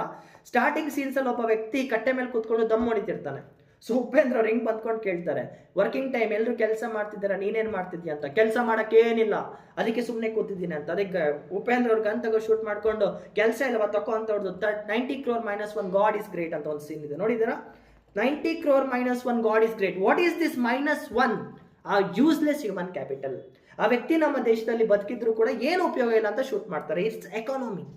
ಆ ಒಂದು ಸೀನಲ್ಲಿ ಉಪೇಂದ್ರ ಅವ್ರು ನಿಮ್ಗೆ ಎಕಾನಮಿ ಕಲಿಸಿ ಕೊಡ್ತಾರೆ. 90 ಕೋಟಿ ಜನ ಕೆಲಸ ಮಾಡ್ತಿದ್ದಾರೆ, ಅದ್ರಲ್ಲಿ ಒಬ್ಬ ಕೆಲಸಕ್ಕೆ ಬರ್ತಾನೆ ಅಂತ ನನ್ನ ಮಕ್ಕಳನ್ನ ಶೂಟ್ ಮಾಡಿ ಬಿಸಾಕಿ ಅಂತ. ಅಂಡ್ ಇನ್ ಕೇಸ್ ನೀವು ತೆಲುಗಲ್ಲಿ ಮಹೇಶ್ ಬಾಬು ಅವ್ರದ್ದು ಮೂವಿ ಇದೆ, ನೋಡಿಲ್ಲ ಅಂತ ಅನ್ಕೊಳ್ತೇನೆ. ತೆಲುಗಲ್ಲಿ ಬಿಸ್ನೆಸ್ ಮ್ಯಾನ್ ಅಂತ ಮಹೇಶ್ ಬಾಬು ಅವ್ರದ್ದು ಒಂದು ಮೂವಿ ಇದೆ. ಅದ್ರದ್ದು ಲಾಸ್ಟ್ 5 minutes ನೋಡಿ, ಹಾಸ್ಪಿಟಲ್ ಇರ್ಬೇಕಾದ್ರೆ ಅವರೊಂದು ಸ್ಪೀಚ್ನ ಕೊಡ್ತಾರೆ. ಆ ಸ್ಪೀಚಲ್ಲಿ ಕೂಡ ಹ್ಯೂಮನ್ ಕ್ಯಾಪಿಟಲ್ ಬಗ್ಗೆನೇ ಅಡ್ರೆಸ್ ಬರೋದು. ಯಾವ ವ್ಯಕ್ತಿಗೆ ಗುರಿಗಳಿಲ್ವೋ, ಯಾವ ವ್ಯಕ್ತಿಗೆ ಆಕಾಂಕ್ಷೆಗಳಿಲ್ವೋ, ನೀವು ಆದಷ್ಟು ಬೇಗ ಸತ್ತೋಗಿ, ನಿಮ್ಮಿಂದ ನಮ್ಗೇನು ಉಪಯೋಗ ಇಲ್ಲ ಅಂತ ಮಹೇಶ್ ಬಾಬು ಅವ್ರದ್ದು ಬಿಸ್ನೆಸ್ ಮ್ಯಾನ್ ಮೂವಿಯಲ್ಲಿ ಡೈಲಾಗ್ ಇದೆ. ಆ ಡೈಲಾಗ್ ಕೂಡ ಏನು ಹೇಳುತ್ತೆ, ಹ್ಯೂಮನ್ ಕ್ಯಾಪಿಟಲ್ ಬಗ್ಗೆನೇ ಮಾತಾಡ್ತಿದೆ. ಅಂದ್ರೆ ಆಸೆ ಆಕಾಂಕ್ಷೆಗಳಿಲ್ದಿರುವಂಥ ಒಬ್ಬ ವ್ಯಕ್ತಿ ನಮ್ಮ ದೇಶದಲ್ಲಿ ಸತ್ತಿರುವ ಹೆಣಕ್ಕೆ ಸಮ. ಹ್ಯೂಮನ್ ಕ್ಯಾಪಿಟಲ್ ಎಕನಾಮಿಕ್ ಪರ್ಸ್ಪೆಕ್ಟಿವ್ ಅಲ್ಲಿ ಆ ವ್ಯಕ್ತಿಯಿಂದ ನಮ್ಗೇನು ರಿಟರ್ನ್ಸ್ ಇಲ್ಲ ಅಂತ ಹೇಳ್ತಿದ್ದಾರೆ. ಸೊ ಹ್ಯೂಮನ್ ಕ್ಯಾಪಿಟಲ್ದು ಅಲ್ಟಿಮೇಟ್ ಗೋಲ್ ಏನು, ನಿಮ್ಮಿಂದ ದೇಶಕ್ಕೆ ಒಳ್ಳೇದಾಗಬೇಕು. ಅದಕ್ಕೋಸ್ಕರ ನಿಮ್ಗೆ ಎಜುಕೇಷನ್ ಬೇಕಾ, ಹೆಲ್ತ್ ಕೇರ್ ಬೇಕಾ, ಇನ್ಫಾರ್ಮೇಷನ್ ಬೇಕಾ, ನಾವು ಕೊಡ್ತೇವೆ. ಅದನ್ನ ಬಳಸ್ಕೊಂಡು ನೀವು ನಮ್ಮ ದೇಶಕ್ಕೋಸ್ಕರ ಏನಾದರೂ ಕೊಡಿ. ಇನ್ ಕೇಸ್ ನೀವು ಕೊಡಲ್ಲ ಅಂದ್ರೆ ಸತ್ತೇ ಹೋಗಿ, ನಿಮ್ಮಿಂದ ನಮ್ಮ ದೇಶಕ್ಕೆ ಏನೂ ಉಪಯೋಗ ಇಲ್ಲ ಅಂತ ಉಪೇಂದ್ರ ಅವರು ಮತ್ತೆ ಮಹೇಶ್ ಬಾಬು ಅವರು ಇಬ್ರು ಕೂಡ ಮೂವಿಯಲ್ಲಿ ಹೇಳಿದ್ದಾರೆ. That is what you should. In case ನಿಮ್ಮ ಜೀವನದಲ್ಲಿ ಟೈಮ್ ಇದ್ರೆ ಇರತ್ತೆ, ಅಷ್ಟೇನು ಕಷ್ಟ ಏನಿರಲ್ಲ. ಕೆಲವೊಂದು ಮೂವೀಸ್ನ ಹೇಳ್ತೇನೆ ನಾನು. ಒಂದು ಉಪೇಂದ್ರ ಅವರ ಎ ಚಿತ್ರನ ನೋಡಿ, ಇವಾಗ ಹೇಳ್ತಾ ಇದ್ದೇನೆ ನೋಡಿ. ಉಪೇಂದ್ರ ಅವರ ಎ ಚಿತ್ರನ ನೋಡಿ, ನಿಮ್ಗೆ internal security, social problems, corruption ಬಗ್ಗೆ ಐಡಿಯಾ ಸಿಗುತ್ತೆ. ಉಪೇಂದ್ರ ಅವ್ರದ್ದು ಉಪೇಂದ್ರ ಅಂತಾನೆ ಒಂದು ಮೂವಿ ಇದೆ, ಇದನ್ನ ನೋಡಿ. ಮನುಷ್ಯನ ಆಸೆಗಳಿಗೆ ಎಷ್ಟು ಲಿಮಿಟ್ ಇಲ್ಲ ಅನ್ನೋದನ್ನ ತೋರಿಸಿಕೊಡ್ತಾರೆ. ಇಂಥ ಮೂವೀಸ್ನ ನೋಡಿದಾಗ ಏನಾಗುತ್ತೆ, ನೀವು ಇದನ್ನ ಅಬೈಡ್ ಮಾಡ್ಕೋಬಹುದು, ಸಿಲೆಬಸ್ ಒಳಗೆ ಇಂಪ್ಲಿಮೆಂಟ್ ಕೂಡ ಮಾಡ್ಕೋಬಹುದು. ಎ ಮತ್ತು ಉಪೇಂದ್ರ ಮೂವೀಸ್ ನೋಡಿ. ಉಪೇಂದ್ರ ಅವ್ರದ್ದು ಆದಷ್ಟು ಸೂಪರ್ ಮೂವಿನ ಕೂಡ ನೋಡಿ. ನೀವು ಸೂಪರ್ ಮೂವಿನ ನೋಡಿದಾಗ ಉಪೇಂದ್ರ ಅವ್ರದ್ದು ನಿಮಗೆ ಕರಪ್ಷನ್ ಬಗ್ಗೆ ಗೊತ್ತಾಗುತ್ತೆ. ನಮ್ಮ ದೇಶದಲ್ಲಿ ಎಂತೆಂಥ ಸಮಸ್ಯೆಗಳಿದೆ, ಒಬ್ಬ ಮಧ್ಯಮ ವರ್ಗ ಹಾಗೂ ಹಿಂದೆ ಫ್ಯಾಮಿಲಿಯಿಂದ ಬರುವಂಥ ವ್ಯಕ್ತಿ ಎಷ್ಟು ಕಷ್ಟಪಡ್ತಾನೆ ಅಂತ ಕೂಡ ನಿಮ್ಗೆ ಇದ್ರಲ್ಲಿ ಗೊತ್ತಾಗುತ್ತೆ. ಅರ್ಥ ಆಗ್ತಿದೆಯಾ? There are some movies that always depict the truth of the society. In case ನೀವು ಕಾಶಿನಾಥ್ ಫಿಲ್ಮ್ಸ್ನ ನೋಡಿದ್ರು ಕೂಡ ಸೋಷಿಯಲ್ ಪ್ರಾಬ್ಲಮ್ಸ್ನವರು ಅಡ್ರೆಸ್ ಮಾಡ್ತಾರೆ. ಮೀಸೆ ಬಂದ ಗಂಡಸಿಗೆ ಡಿಮಾಂಡ್ ಅಂತ ಯಾವುದೋ ಒಂದು ಮೂವಿ ಇದೆ ಅಂತ ಅನ್ಕೊಳ್ತೇನೆ. It's all there. ಅರ್ಥ ಆಗ್ತಿದೆಯಾ? ಹೆಣ್ಣು ಮಕ್ಕಳು, ಚಿಕ್ಕ ಮಕ್ಕಳು ಮತ್ತೆ ಹೆಣ್ಮಕ್ಳು ಪಡುವಂಥ ಕಷ್ಟ ಏನಿದೆ ಈ ಸಮಾಜದಲ್ಲಿ, ಎಲ್ಲಿವರೆಗೂ ಅದು ಮೇಲೆ ಬರಲ್ಲ, ಹ್ಯೂಮನ್ ಕ್ಯಾಪಿಟಲ್ ಫೀಮೇಲ್ ಅಲ್ಲೂ ಕೂಡ ಫಾರ್ಮ್ ಆಗದೆ ಇರೋವರೆಗೂ. ನೆನ್ಪಿಟ್ಕೊಳ್ಳಿ, ಫೀಮೇಲ್ ಎಜುಕೇಶನ್ ಕೂಡ ತುಂಬಾ ಮುಖ್ಯ. ಹೆಣ್ಣೊಂದು ಕಲಿತಾರೆ ಮನೆ ಒಂದು ಕಲಿತಂತೆ, ಇಂಥ ಮಾತುಗಳನ್ನ ನೀವು ಕೇಳಿಸ್ಕೊಂಡಿರ್ತೀರ ಅಲ್ವಾ? So what is happening now? We have to put our money in the form of what? Health and education. ಆರೋಗ್ಯ ಮತ್ತೆ ವಿದ್ಯಾಭ್ಯಾಸದ ಮೇಲೆ ನಾವು ಖರ್ಚು ಮಾಡಲೇಬೇಕು. ಹಾಗಾದ್ರೆ ಮಾತ್ರನೇ ಒಬ್ಬ ವ್ಯಕ್ತಿ ಜೀವನದಲ್ಲಿ ಮುಂದೆ ಬರ್ತಾನೆ ಅಂತ ನಮ್ಮ ಒಂದು ಪರಿಕಲ್ಪನೆ ಇದೆ. And it is absolute truth. ಇದು ಸುಳ್ಳು ಕೂಡ ಅಲ್ಲ. ಅದಕ್ಕೋಸ್ಕರ ನಿಮಗೆ ರೈಟ್ ಟು ಎಜುಕೇಶನ್ ಆಕ್ಟ್ ಅಲ್ಲಿ 6 ರಿಂದ 16 ವರ್ಷದ ಮಕ್ಕಳಿಗೆ ಫ್ರೀ ಅಂಡ್ ಕಂಪಲ್ಸರಿ ಎಜುಕೇಶನ್ ಒದಗಿಸಿ ಕೊಡ್ತಾರೆ. ಇವಾಗ ಹೆಲ್ತ್ ಕೇರ್ ಎಕ್ಸ್ಪೆಂಡಿಚರ್ ಬಗ್ಗೆ ಮಾತಾಡೋಣ. ನೋಡಿ, ಹೆಲ್ತ್ ಎಕ್ಸ್ಪೆಂಡಿಚರ್ ಬಗ್ಗೆ ಮಾತಾಡ್ತಾ ಇದ್ದಾನೆ. ಇನ್ ಕೇಸ್ ನೀವು ಈ ಫೋಟೋ ನೋಡೋದಾದ್ರೆ ಇಲ್ಲಿ ಏನಾಗ್ತಿದೆ, ಈ ಫೋಟೋ ನೋಡೋದಾದ್ರೆ ಮಕ್ಕಳಿಗೆ ಕಂಪ್ಯೂಟರ್ ಬಳಸೋದು ಹೇಗಂತ ಹೇಳ್ಕೊಡ್ತಾ ಇದ್ದಾರೆ. And if U C, this is a very old computer, ಇದೇನು ಹೊಸ ಕಂಪ್ಯೂಟರ್ ಅಲ್ಲ. ಇದನ್ನೆಲ್ಲ ಯಾಕೆ ಕಲಿಸ್ತಿದ್ದಾರೆ? Skill development ಆಗೋಕ್ಕೋಸ್ಕರ. ಅದೆಲ್ಲ ಮುಂದೆ ಮಾತಾಡೋಣ. It is investment on education. But ಅದಕ್ಕಿಂತ ಮೊದಲು ಈ ಪ್ಯಾರಾಗ್ರಾಫ್ನ ನಾನು ಫೋಕಸ್ ಮಾಡಬೇಕಷ್ಟೇ. ಈ ಒಂದು ಪ್ಯಾರಾಗ್ರಾಫ್ ವಾಪಸ್ ಹೋಗ್ತಾ ಇದೆ ನನ್ನ ಸ್ಟೋರಿಯಲ್ಲಿ. ಆ ಪ್ಯಾರಾಗ್ರಾಫ್ ಇದು ಬಂದ್ಬಿಟ್ಟು ಹೆಲ್ತ್ ಎಕ್ಸ್ಪೆಂಡಿಚರ್. ಎಕ್ಸ್ಪೆಂಡಿಚರ್ ಏನಂತ ನಾನು ನಿಮ್ಗೆ ಆಲ್ರೆಡಿ ಎಕ್ಸ್ಪ್ಲೇನ್ ಮಾಡಿದ್ದೇನೆ. ಎಕ್ಸ್ಪೆಂಡಿಚರ್ ಅಂದರೆ ನಾವು ಮಾಡುವಂಥ ಖರ್ಚು. ನಾವು ಯಾವುದ್ರ ಮೇಲೆ ಖರ್ಚು ಮಾಡ್ತಿದ್ದೇವೆ? ಹೆಲ್ತ್ ಮೇಲೆ, ಆರೋಗ್ಯದ ಮೇಲೆ ಖರ್ಚು ಮಾಡ್ತಾ ಇದ್ದೇವೆ. ಯಾರ ಆರೋಗ್ಯದ ಮೇಲೆ ಖರ್ಚು ಮಾಡ್ತಿದ್ದೇವೆ? ಜನರ ಆರೋಗ್ಯದ ಮೇಲೆ ಜನರಲಿ ಖರ್ಚು ಮಾಡ್ತಾ ಇದ್ದೇವೆ. ಸೊ ಇಲ್ಲಿ ನೋಡಿ, the amount of money spent on preventive medicine. ಬರ್ಕೊಳ್ಳಿ, ಪ್ರಿವೆಂಟಿವ್ ಮೆಡಿಸಿನ್. ಪ್ರಿವೆಂಟಿವ್ ಮೆಡಿಸಿನ್ ಅಂದರೆ ರೋಗ ಬರೋಕ್ಕಿಂತ ಮುಂಚೆ ಕೊಡುವಂಥ ಮದ್ದುಗಳು, ರೋಗನೇ ಬರದೇ ಇರಲಿ ಅಂತ ಕೊಡುವಂಥ ಮದ್ದುಗಳು. ಪ್ರಿವೆನ್ಷನ್ ಅಂದ್ರೇನು? ತಡೀತಾ ಇದ್ದೇವೆ. ಫಾರ್ ಎಕ್ಸಾಂಪಲ್, ಪೋಲಿಯೋ ಲಸಿಕೆಗಳನ್ನ ಕೊಡ್ತೇವೆ ಚಿಕ್ಕ ಮಕ್ಕಳಿಗೆ ಅಲ್ವಾ. ಯಾಕೆ ಕೊಡ್ತಾ ಇದ್ದೇವೆ? ಪೋಲಿಯೋ ಬರೋಕ್ಕಿಂತ ಮುಂಚೆನೇ ಕೊಡ್ತಾ ಇದ್ದೇವೆ. ಆನೆಕಲ್ ರೋಗದ್ದು ಟ್ಯಾಬ್ಲೆಟ್ಸ್ ಕೊಡ್ತಾ ಇರೋ ಚಿಕ್ಕ ವಯಸ್ಸಲ್ಲಿ ನೆನಪಿದ್ಯಾ? ಯಾಕೆ ಕೊಡ್ತಾ ಇದ್ದಾರೆ? ಬರ್ದೇ ಇರ್ಲಪ್ಪ ದೇವ್ರೆ ಅಂತ ಕೊಡ್ತಾರೆ. ಯಾವ ಮದ್ದು ಒಂದು ರೋಗ ಬರದೇ ಇರುವಂತ ತರ ತಡೆಯುತ್ತೋ ಅದನ್ನ ನಾವು ಪ್ರಿವೆಂಟಿವ್ ಮೆಡಿಸಿನ್ಸ್ ಅಂತ ಕರಿತೇವೆ. ಬಿಕಾಸ್ ರೋಗ ಬಂದ್ಮೇಲೆ ಏನು ಮಾಡೋಕ್ಕಾಗಲ್ಲ. ಪೋಲಿಯೋ ಬಂದ್ರೆ ಪರ್ಮನೆಂಟ್ ಪ್ಯಾರಾಲಿಸಿಸ್ ಅಲ್ವಾ, ಕೈ ಹೋಯ್ತು, ಕಾಲು ಹೋಯ್ತು ಪಾಪ. ಇನ್ ಕೇಸ್ ಆನೆಕಾಲ್ ರೋಗ ಬಂದ್ರೂ ಕೂಡ ಕಾಲು ಹೋಯ್ತು. ಜೊತೆಗೆ ಇನ್ನೊಂದು ರೋಗ ಇದೆ, ರೇಬಿಸ್. ನಂಗೆ ಗೊತ್ತಿಲ್ಲ ನಿಮ್ಗೆ ಎಷ್ಟು ಚೆನ್ನಾಗಿ ಗೊತ್ತಿದೆ ಗೊತ್ತಿಲ್ವ ಅಂತ. ನಾಯಿ ಕಚ್ಚಿದ್ರೆ ಬರುವಂತ ಒಂದು ರೋಗ. ಈ ರೋಗ ಬಂದ್ರೆ ಅಂತೂ ನರಳಾಡಿ ಸಾಯ್ತಾರೆ. ರೇಬಿಸ್ ವ್ಯಾಕ್ಸಿನೇಷನ್ಸ್ ಕೂಡ ಇದೆ. ನಾಯಿ ಕಚ್ಚೋದ್ ಕೂಡ ಹಾಸ್ಪಿಟಲ್ಗೆ ಹೋದಾಗ ಡಾಕ್ಟರ್ ನಿಮ್ಗೆ ಇಂಜೆಕ್ಷನ್ ಹಾಕ್ತಾರೆ. ಅದೇ ಅವ್ರು ಹಾಕ್ತಿರುವಂತ ಇಂಜೆಕ್ಷನ್ ಯಾವುದು? Anti rabies vaccinations. ಅದೆಲ್ಲ ಬಿಕಾಸ್ ನಿಮ್ಗೆ ರೇಬಿಸ್ ರೋಗದ ಬಗ್ಗೆ ಗೊತ್ತಿಲ್ವೋ? ತುಂಬಾ ಜನ HIV ಮತ್ತೆ ಏಡ್ಸ್ ಏನಿದೆ ಅದನ್ನ ಭೀಕರವಾದ ರೋಗ ಅಂತ ಅನ್ಕೊಳ್ತಾರೆ. HIV ಬಂದ್ಬಿಡ್ತಪ್ಪ ಅಂತ. HIV ಬಂದ್ರೂ ಕೂಡ ಪರವಾಗಿಲ್ಲ ಗುರು, ಆರೋಗ್ಯ ಚೆನ್ನಾಗಿ ನೋಡ್ಕೊಂಡ್ರೆ 20-25 ವರ್ಷ ಆರಾಮ್ಸೆ ಏನೂ ತೊಂದರೆ ಇಲ್ಲದೆ ಬದುಕಬಹುದು. ರೇಬಿಸ್ ಬಂತ ಗಾಡ್, ಪ್ರಿವೆನ್ಷನ್ ಇಲ್ದಿರುವಂಥ ರೋಗ. ರೇಬಿಸ್ ಬಂದಂಥ ಮನುಷ್ಯ ಎಷ್ಟು ನರಳಾಡಿ ಸಾಯ್ತಾನೆ ಅಂತ ನಿಮ್ಗೆ ಐಡಿಯಾ ಕೂಡ ಇಲ್ಲ. ಗಂಟ್ಲು ಒಣಗತ್ತೆ, ನೀರು ಕುಡಿಯೋಕ್ಕಾಗಲ್ಲ. ಹೈಡ್ರೋಫೋಬಿಯಾ ಅಂತ ಒಂದು ಸಿಂಪ್ಟಮ್ ಬರುತ್ತೆ. ಹೈಡ್ರೋಫೋಬಿಯಾ ಅಂದ್ರೆ ಏನು? ನಿಮಗೆ ನೀರು ಕುಡಿಯೋಕ್ಕಾಗಲ್ಲ. ಸೊ ಮನುಷ್ಯ ನೀರು ಕುಡಿಯೋಕ್ಕಾಗದೆ ನರಳಾಡಿ ಸಾಯುವಂಥ ಒಂದು ಸ್ಥಿತಿ. ಅದಕ್ಕೋಸ್ಕರ ಜನರಲಿ ಸರ್ಕಾರ ಏನು ಮಾಡುತ್ತೆ? ಬೀದಿ ನಾಯಿಗಳ ಹಾವಳಿ ಜಾಸ್ತಿ ಆದಾಗ ಹೊಡೆದಾಡ್ಕಕ್ಕೆ ಟ್ರೈ ಮಾಡುತ್ತೆ, ಅಥವಾ ಬೀದಿ ನಾಯಿಗಳಿಗೆ ವ್ಯಾಕ್ಸಿನೇಷನ್ ಕೊಡಕ್ಕೆ ಟ್ರೈ ಮಾಡ್ತಾರೆ. ಇನ್ನು ಕೆಲವೊಂದು ಕಡೆ ಏನಾಗುತ್ತೆ, ಜನ ಬೀದಿ ನಾಯಿಗಳಿಗೆ ಊಟ ಹಾಕಕ್ಕೆ ಹೋದ್ರೆ ಕೆಲವೊಂದು ಜನ ಅದನ್ನು ತಡೀತಾರೆ. ಯಾಕೆ? ಆ ನಾಯಿಯಲ್ಲಿ ಊಟ ಮಾಡಿದ್ಮೇಲೆ ಪದೇ ಅಲ್ಲೇ ತಿರುಗ್ತಾ ಇರುತ್ತೆ. ಇನ್ ಕೇಸ್ ಆ ನಾಯಿಗೆ ರೇಬಿಸ್ ಇದ್ರೆ ನಮ್ಮ ಮಕ್ಕಳಿಗೆ ಕಚ್ಚಿದ್ರೆ ನಮ್ಮ ಮಕ್ಕಳ ಪ್ರಾಣ ಹಾನಿ ಆಗುತ್ತೆ ಅನ್ನೋ ಭಯ. ಇದೆಲ್ಲ ಏನಿದು? Preventive medicines. ಅದಕ್ಕೋಸ್ಕರ ಜನರಲಿ ಹ್ಯೂಮನ್ಸ್ ಅದು ಡಾಗ್ ರೆಸ್ಕ್ಯೂ ಆಪರೇಷನ್ಸ್ಗೆಲ್ಲ ಏನು ಜನ ಸೇರ್ಕೊಳ್ತಾರಲ್ವಾ, ಅವರೆಲ್ಲ ಆಂಟಿ ರೇಬಿಸ್ ವ್ಯಾಕ್ಸಿನ್ಸ್ನ ಮೊದಲೇ ತಗೊಂಡಿರ್ತಾರೆ. ಸುಮ್ಮನೆ ಹೋಗಿ ಬೀದಿ ನಾಯಿಗೆ ಯಾವತ್ತೂ ಕೈ ಹಾಕ್ಬೇಡಿ. ನಾನು ನಿಮ್ಮ ಫ್ರೆಂಡಾಗಿ ಹೇಳ್ತಾ ಇದ್ದೇನೆ, ನಿಮ್ಗೆಲ್ಲಾದ್ರೂ ಬೀದಿ ನಾಯಿ ಕಂಡ್ರೆ ಪ್ರೀತಿ ಮಾಡಕ್ಕೆ ಹೋಗಬೇಡಿ, ದ್ವೇಷ ಮಾಡಕ್ಕೆ ಹೋಗಬೇಡಿ. ಮುಚ್ಕೊಂಡು ನಿಮ್ಮ ಕೆಲಸ ನೀವು ನೋಡ್ಕೊಂಡು ಹೋಗಿ. ಇನ್ ಕೇಸ್ ಆ ನಾಯಿಗೆ ರೇಬಿಸ್ ಇದ್ರೆ ಜನರಲಿ ಇರಲ್ಲ, ಬಟ್ ಇನ್ ಕೇಸ್ ಆ ನಾಯಿಗೆ ರೇಬಿಸ್ ಇದ್ರೆ, ಆ ನಾಯಿ ನಿಮ್ಮನ್ನ ಕಚ್ಚಿದ್ರೆ, ನಿಮಗೆ ರೇಬಿಸ್ ಅಟ್ಯಾಕ್ ಆಯಿತು ಅಂದರೆ ಗಾನ್. ಅರ್ಥ ಆಗ್ತಿದೆಯಾ? ಅದಕ್ಕೋಸ್ಕರ ಜನರಲಿ ಏನು ಹೇಳ್ತಾರೆ? ಬೀದಿ ನಾಯಿಗಳ ಸವಾಸಕ್ಕೆ ಹೋಗಬೇಡಿ ಅಂತ ನಿಮ್ಗೆ ಹೇಳ್ತಾರೆ. ಆನಿಮಲ್ ಲವರ್, ನಾನು ಕೂಡ ಪ್ರಾಣಿಗಳನ್ನ ತುಂಬ ಪ್ರೀತಿಸ್ತೇನೆ. ನನ್ನ ಹತ್ರ ಕೂಡ ನೋಡಿ ಇಲ್ಲ ಒಂದು ಮೇನ್ ಇದೆ, ನನಗೆ ಪ್ರಾಣಿಗಳಂದ್ರೆ ತುಂಬ ಇಷ್ಟ, ಬಟ್ ಆರೋಗ್ಯ ಕೂಡ ಫಸ್ಟು. ಅರ್ಥ ಆಗ್ತಿದೆ? ಪ್ರಿವೆಂಟಿವ್ ಮೆಡಿಸಿನ್ ಅಂದರೆ ರೇಬಿಸ್ ಎಕ್ಸಾಂಪಲ್ ಯಾಕೆ ಕೊಡ್ತಾರೆ ನಿಮ್ಗೆ ನೆನಪಿರುತ್ತೆ. ಪ್ರಿವೆಂಟಿವ್ ಮೆಡಿಸಿನ್ ಅಂದ್ರೇನು? ರೋಗ ಬರದೇ ಇರೋ ಥರ ತಡೆಯುವಂಥ ಮೆಡಿಸಿನ್ಸ್. ಪೋಲಿಯೋ ವ್ಯಾಕ್ಸಿನೇಷನ್ ಇದೆ, ರೇಬಿಸ್ ವ್ಯಾಕ್ಸಿನೇಷನ್ ಇದೆ, ರೀಸೆಂಟ್ಲಿ ಕೊರೋನಾ ವ್ಯಾಕ್ಸಿನೇಷನ್ ಕೂಡ ಇದೆ. ಇದಾದ್ಮೇಲೆ ಎರಡನೇದು ಬರೋದು ಕ್ಯೂರೇಟಿವ್ ಮೆಡಿಸಿನ್ ಅಂತ. ಕ್ಯೂರ್ ಅಂದ್ರೇನು? ಪರಿಹಾರ. ರೋಗ ಬಂದಿದೆ, ಟ್ರೀಟ್ಮೆಂಟ್ ಬೇಕು. ಫಾರ್ ಎಕ್ಸಾಂಪಲ್, ಈಗ ನನಗೆ ಸೈನಸೈಟಿಸ್ ಬಂದಿದೆ. ಸೊ ಡಾಕ್ಟರ್ ಹತ್ರ ಹೋಗ್ತೇನೆ, ಸರ್ ನಂಗೆ ಸೈನಸ್ ಅಟ್ಯಾಕ್ ಆಗಿದೆ, ಕೋಲ್ಡ್ ಆಗಿದೆ, ಫೀವರ್ ಬಂದಿದೆ, ಯಾರು ಮಾಡಿ. ಡೋಲೋ 650 ಬರೀತಾರೆ. ತಲೆನೋವಿಗೆ ಏನು ಮೆಡಿಸಿನ್ ಬೇಕು ಅದನ್ನ ಬರೀತಾರೆ. ಇಲ್ಲಿ ಏನಾಗ್ತಿದೆ? ರೋಗ ಬಂದಾದ್ಮೇಲೆ ಕ್ಯೂರ್ ಮಾಡ್ತಾ ಇದ್ದೇವೆ. ಕೋವಿಡ್ ಶೀಲ್ಡ್, ಕೋವ್ಯಾಕ್ಸಿನ್ ಯಾಕೆ ಕೊಟ್ವಿ? ಕೊರೋನಾ ಬರೋಕ್ಕಿಂತ ಮುಂಚೆ ಕೊಟ್ವಿ. ಕೊರೋನಾ ಬಂದ್ಮೇಲೆ ಏನ್ ಮಾಡ್ಬೇಕು? ಡಾಕ್ಟರ್ಸ್ ಗೊತ್ತಿರತ್ತೆ, ಅದನ್ನ ಕ್ಯೂರಿಂಗ್. ಜ್ವರ ಬಂದ್ರೆ ಪ್ಯಾರಾಸಿಟಮಾಲ್ ಕೊಡೋದೇನಿದೆ, this is called as curative medicines. ಇದೆರಡು ತರ ಮೆಡಿಸಿನ್ಸ್ ಏನಿದೆ, ಇದು ಫಿಸಿಕಲ್ ಮೆಡಿಸಿನ್ಸ್. ಫಿಸಿಕಲ್ ಅಂದ್ರೆ ನಿಮ್ಮ ದೇಹಕ್ಕೆ ಚುಚ್ಚುವಂತ ಮದ್ದುಗಳು. ನಿಮಗೆ ಟ್ಯಾಬ್ಲೆಟ್ ಫಾರ್ಮಲ್ ಕೊಡೋದು ಅಥವಾ ಟಾನಿಕ್ ಫಾರ್ಮಲ್ ಕೊಡೋದೇನಿದೆ, ಇದು ಫಿಸಿಕಲ್ ಮೆಡಿಸಿನ್, ನಿಮ್ಮ ಕೈಗೆ ಸಿಗತ್ತೆ. ಅದನ್ನ ಬಿಟ್ಟು ಮೂರನೇ ತರ ಮೆಡಿಸಿನ್ ಇರುತ್ತೆ, that is called S social medicine. ಇದು ನಿಮ್ಮ ಕಣ್ಣಿಗೆ ಕಾಣಲ್ಲ. ಇದೇನು? Knowledge, spreading of the knowledge. For example, ನೀವೆಲ್ಲ ಅಡಲ್ಟ್ಸ್ ಅಂತ ಅನ್ಕೊಳ್ತೇನೆ.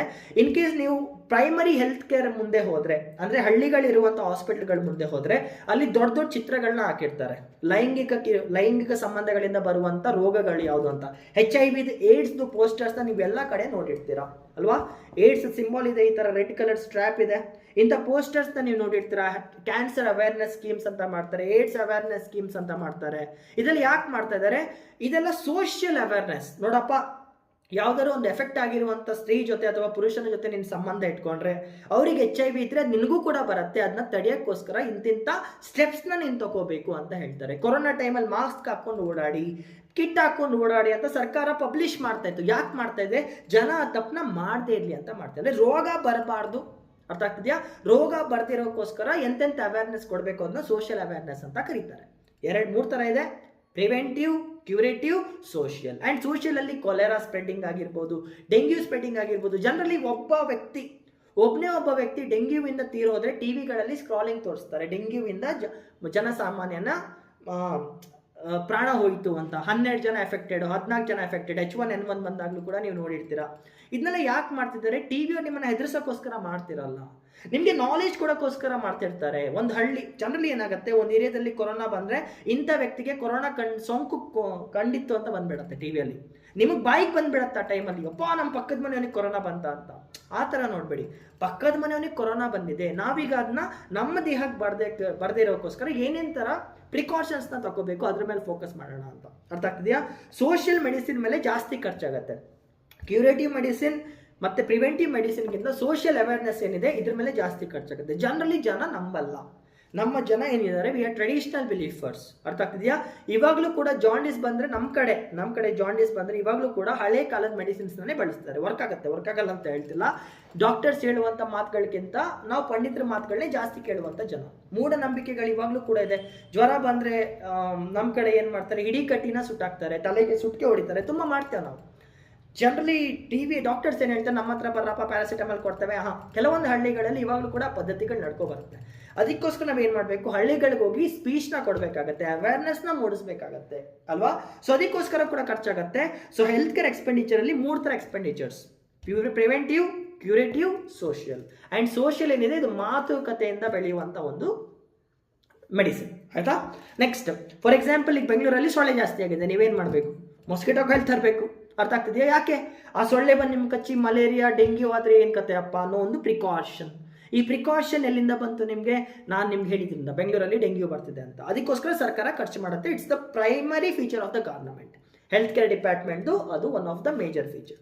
ಅರ್ಥ ಆಗ್ತಿದೆಯಾ? ಅರ್ಥ ಆಗ್ತಿದೆ ಅಂತ ಹೇಳಿ ನೋಡಿ. ನನಗೆ ಈ ಚಾಪ್ಟರಲ್ಲಿ ಮಾತ್ರ ಕೂತ್ಕೊಂಡ್ರೆ ತುಂಬ ಮಾತಾಡ್ತೇನೆ, ಬಿಕಾಸ್ ಈ ಚಾಪ್ಟರಲ್ಲಿ ಮಾತಾಡುವಷ್ಟು ತುಂಬ ಟಾಪಿಕ್ಸ್ ಇದೆ. It's a social awareness chapter ಇದು. ಆದಷ್ಟು ನಿಮಗೆ ಒಳ್ಳೇದು ಮಾಡೋಕ್ಕೋಸ್ಕರ ಈ ಚಾಪ್ಟರ್ನ ಇಟ್ಟಿರುವಂಥದ್ದು. 10ನೇ ಕ್ಲಾಸ್ 11ನೇ ಕ್ಲಾಸ್ ಮಗುಗೆ ಪ್ರಪಂಚದ ಜ್ಞಾನ ತಿಳಿಸೋಕ್ಕೋಸ್ಕರ ಕೊಟ್ಟಿರುವಂಥ ಪುಸ್ತಕ ಇದು. ಅದರಲ್ಲಿ human capital is one of the widest chapter. ಈ ಚಾಪ್ಟರ್ನ ಕವರ್ ಮಾಡೋಕ್ಕೆ ಮಾತಾಡ್ತಾ ಹೋದರೆ 10-15 ಗಂಟೆ ಮಾತಾಡ್ಬೋದು. ಸ್ವಲ್ಪ ಕಟ್ ಮಾಡಬೇಕಾಗತ್ತೆ. ಆ್ಯಂಡ್ ಇನ್ನೊಂದು ನೋಡಿ, ಹೆಲ್ತ್ ಕೇರ್ಗೆ ಬರೀ ಮೆಡಿಸಿನ್ ಕೊಟ್ಟರೆ ಸಾಕಾಗಲ್ಲ, ಜೊತೆಗೆ ಡ್ರಿಂಕಿಂಗ್ ವಾಟರ್ ಕೂಡ, ಕ್ಲೀನ್ ಡ್ರಿಂಕಿಂಗ್ ವಾಟರ್ ಕೂಡ ಒದಗಿಸಿ ಕೊಡಬೇಕು. ಪರಿಶುದ್ಧವಾದಂಥ ನೀರನ್ನ ಒದಗಿಸಿ ಕೊಡಬೇಕು. ಗಟರಲ್ಲಿರೋ ನೀರನ್ನು ಕುಡಿದ್ರೆ ಯಾವ ಥರ ರೋಗ ಬರುತ್ತೆ ಅಂತ ನಿಮ್ಗೆ ಗೊತ್ತಿರೋದು. ಜೊತೆಗೆ ಗುಡ್ ಸ್ಯಾನಿಟೇಷನ್ ಕೂಡ ಪ್ರೊವೈಡ್ ಮಾಡಿ ಕೊಡಬೇಕು. ಸ್ಯಾನಿಟೇಷನ್ ಅಂದರೆ ಏನು ಗೊತ್ತಿದೆಯಾ? Clean environment.